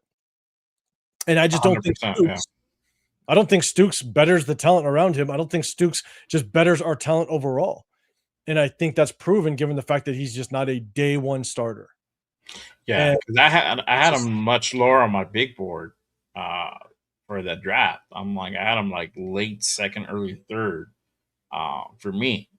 And I like the kid. I think there's definitely potential there, but I had him drafted. I had him ranked much lower than where we picked him up at. So I was a little bit shocked when we made the pick at 38, and it was Stooks. So I don't know how these guys are going to exactly pay. You're right, man. I mean, getting that number one wide receiver on our number one and having their number one on them, or at least being able to not have Brock double team, because we saw that last year. It was just like, again, this is another year without having a true wide receiver one, and we saw Brock at times getting double teamed. Could he still make the plays? Yeah, but it's like you had to scheme him to get to that one-on-one position. The number one-on-one scenario where you had that matchup, and Brock can go ahead and beat the guy, or be able to at least go ahead and make a play. So, yeah, we'll see what happens with Naylor. He has an opportunity to do that this year. And like I was saying, right, it's if you got a Denzel Boston, and depending on who you liked, it doesn't really matter. But if you got a Denzel Boston, if you got a Ted Hurst, a Casey Concepcion, Chris Bell was out there, even though he had the injury history, right? If you got some of those top name guys, I could almost guarantee you they would come in and be slotted as the number one. Mm-hmm. It's that simple. They'd be slotted as the number one. I promise you, they'd be getting number one reps right now. And depending on how they developed, defenses would have to respect them as the number one. Whereas right now, and then that would make everything else better around them. Brock gets the matchup. Now Jalen Naylor, which could be a good number two, is going against the number two corner, not the number one, right? Trey Tucker is now, you can move him and use him as a true slot receiver. Whereas, and that just helps everybody. But then you got Stooks that you're just sitting there going, he's not slotted in as a starter, and is he just more of development? So, yeah, everybody could say like, yeah, we're gonna wait for next year. Well, I agree, but just like the argument that everybody had, like next year's never guaranteed. It's not. Next year, because what's his face from Ohio State was it Jeremiah Smith? I think his name is. Yeah, Jeremiah Smith. Like everybody's like, oh, we're gonna get him. Well, what Don't if know. we win 5 games and now we're picking number 4 or number 5? Well, guess what? Someone's probably going to either get him before us or trade up to go get him if he's going to end up being that good. So Right. it isn't guaranteed. It's the same as the quarterback talks of last year. You can't. It's not guaranteed that the quarterback that you want is going to be there for your taking. Yeah. So, Or the quarterbacks that we think are going to come out. yeah, And we saw that with Oregon's guy. I forgot his name, and he decided to go ahead and you know, go back to school and stay another year. And so that also happens with receivers and other players. They decide, hey, you know what? I'm making good amount of money. I'm probably going to go ahead and stick around for another year at the collegiate level, go get some more experience, and then I can go ahead and come out the following year. So or they feel like their draft stock is not that high. They feel they have probably a better shot the following year to get ranked a little bit higher. And that sometimes, there's a difference between pay from first round picks to second round picks to third round picks. There that also takes an effect. So just throwing it out there as well. I'm gonna put what Notabot says Six will be in all of our nickel and dime schemes. I don't think necessarily that's gonna be the case, man. Honestly, with Teron Johnson there, I think they're gonna go heavily to him. And you might see Stukes in some schemes, but not all the schemes. yeah, some packages. But the thing Yeah, is as a second round, you don't pick a rotational piece like that. yeah, That's the problem, right? And so, and again, it goes back to just the managing. Like think of this scenario, right? It's about managing the draft. Imagine we did pick the receiver that everybody liked, whether it be Denzel Boston, whether it be Casey Concepcion, Ted Hurst, whatever. Let's say you picked a receiver round 2, and we now have our solidified number 1. mhm, Then next year, let's say we pick number 5 or number 6, whatever, right? You already have your number 1. You have your number 2 in Jalen Naylor. You can mess around with Trey Tucker, whether you bring him back or what have you. But even if you don't bring back Trey Tucker and you need to go get a receiver, obviously, let's see how Malik Benson starts to develop. But you can get a good gadget receiver in rounds 3 or 4, right, to replace Trey Tucker. But if you already drafted your number 1 receiver this year and now you got that solidified, Jalen Naylor is a 3-year contract. Now at the 5th position, with the 5th draft pick in next year's draft, and let's say now we need help in the interior D line, you can get the best D lineman probably in the draft, right? Or we need the best guard. Let's say Burford didn't work out, and JPJ yeah, is a little shaky, or Caleb Rogers isn't working out. You could literally get the best guard in the draft. Like it just opens up the options, and you already solidified that one position at the number 1 receiver spot. yeah, So it's about managing it. Like, and so that's where I struggle is that if Stooks doesn't end up being a starter, then you just didn't fill that role. And now we have more holes to fill. And against Spytek, you had 21 draft picks between last year and this year with very, very minimal starters to to show for it. yeah, for sure. Yeah, let's see kind of what happens. This next coming draft is going to be exciting for sure. Shout out to my guy, my brother from another mother, Michael, gifting 2 jewels. Appreciate your brother. Salute to you. Hey, thanks for pulling up, my guy. Yeah, it's a long ways to go about, from here to then.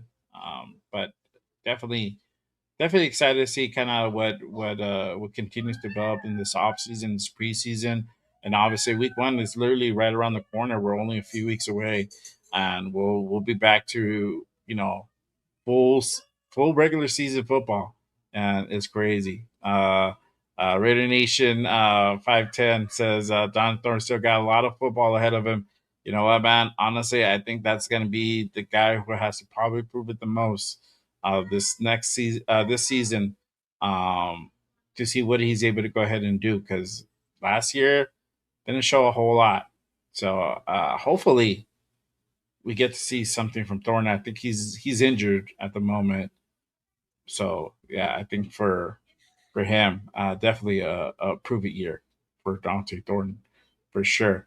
Um, let's go ahead and wrap it up here, man. We've been on for like almost 3.5 hours. Let them know what you have going on, where they can find you at. Of course.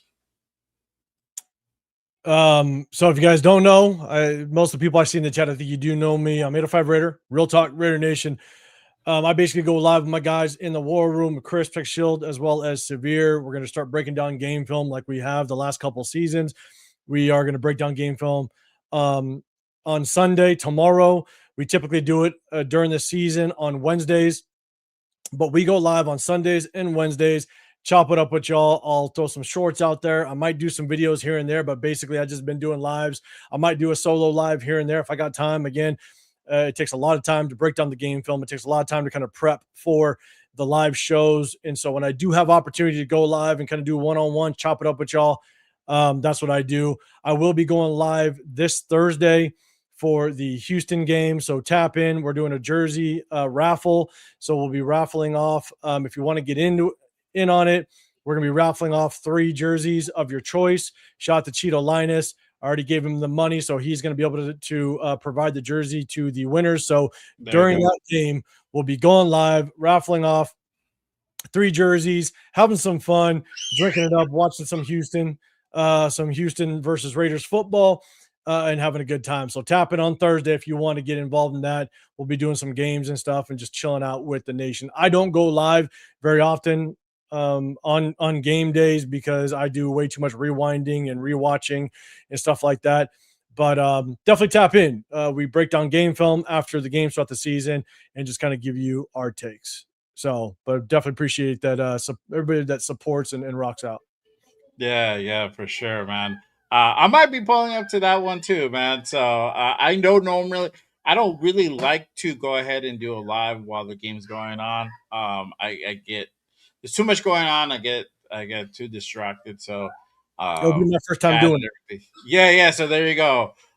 So we can go ahead and rock it for sure, and then I'll be doing the post game for that game as well. But for me, what I got going on next is I got the new show kicking off tonight. Oh, well, it's already live, but I got the new show, new channel that I just kicked out. No effing way. I do have a fight pal that I'm doing for UFC 330.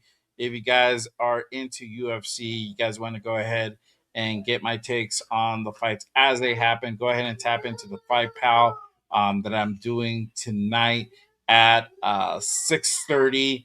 I'm going a couple minutes before the actual main card. Going to go ahead and just chop it up and give my predictions for that whole card. It's a good card. 2 championship fights tonight. Mackenzie Dern and Jillian Robertson for the women's strawweight championship, and then you got the main event: Islam Makhachev versus Ian Machado Gary for the welterweight championship. Good matchup there. So if you guys want to go ahead and check that out, and then check out funny ass reaction shorts that I've put up, go ahead and tap in again. No effing way. That is a new channel. It's my solo channel outside of football, outside of Raiders football. So make sure you guys go ahead and tap into Is that that. different from the other one? Yeah. Yeah, the other one I do with my best friend that I've known for like 20 years. Yeah. At Namrock. So where this is the solo one where I'm just doing my stuff. I'm putting it out there a little bit different than that channel. But yeah, go ahead and tap in, check it out. I put the link for the live for tonight on the chat, and then also I'll go ahead and put the channel on here as well in the chat. So make sure you guys go ahead and hit that subscribe on your boy. Gonna be doing it's a totally different feel. So you guys want to go ahead and chop it up, conspiracy theories, viral videos, some wild outlandish shit that just fucking makes you question stuff. Like, is this real? Are we living in a fucking in a fucking alternate reality? Is this are aliens fucking real? Check it out, man. I like it. You already know, bro. Hey, I gotta go outside the box, dog. That's how I like to I'm with live you. sometimes, outside of the box. Hey, man, it's always a pleasure talking to you, man. We have a great time, and we really get into in depth about talking football, man. And nobody has, I feel that nobody has a better dissection and breakdown than you, my guy. So thank you for pulling up and tapping in, but. That is it. That is it, y'all. We're out of here. Thank you again for everyone who pulled up and rocked Okay, with us hang this out after morning. we're done. Hang out backstage. I'm gonna Yeah, do something. yeah, for sure. All right, y'all. But we outro. Until the next one, as always, just Raiders, baby. Appreciate We'll it. see y'all on the next one. I'll see y'all on Monday for Raiders Unfiltered with my two boys over here, Raider Will and Primos, who was in the chat. Salute to those guys. I'll see y'all Monday, y'all. And I'll see y'all tonight for UFC 330. Make sure y'all pull up. Peace. J Ray, the creator with the killer content, hot takes and the dopes.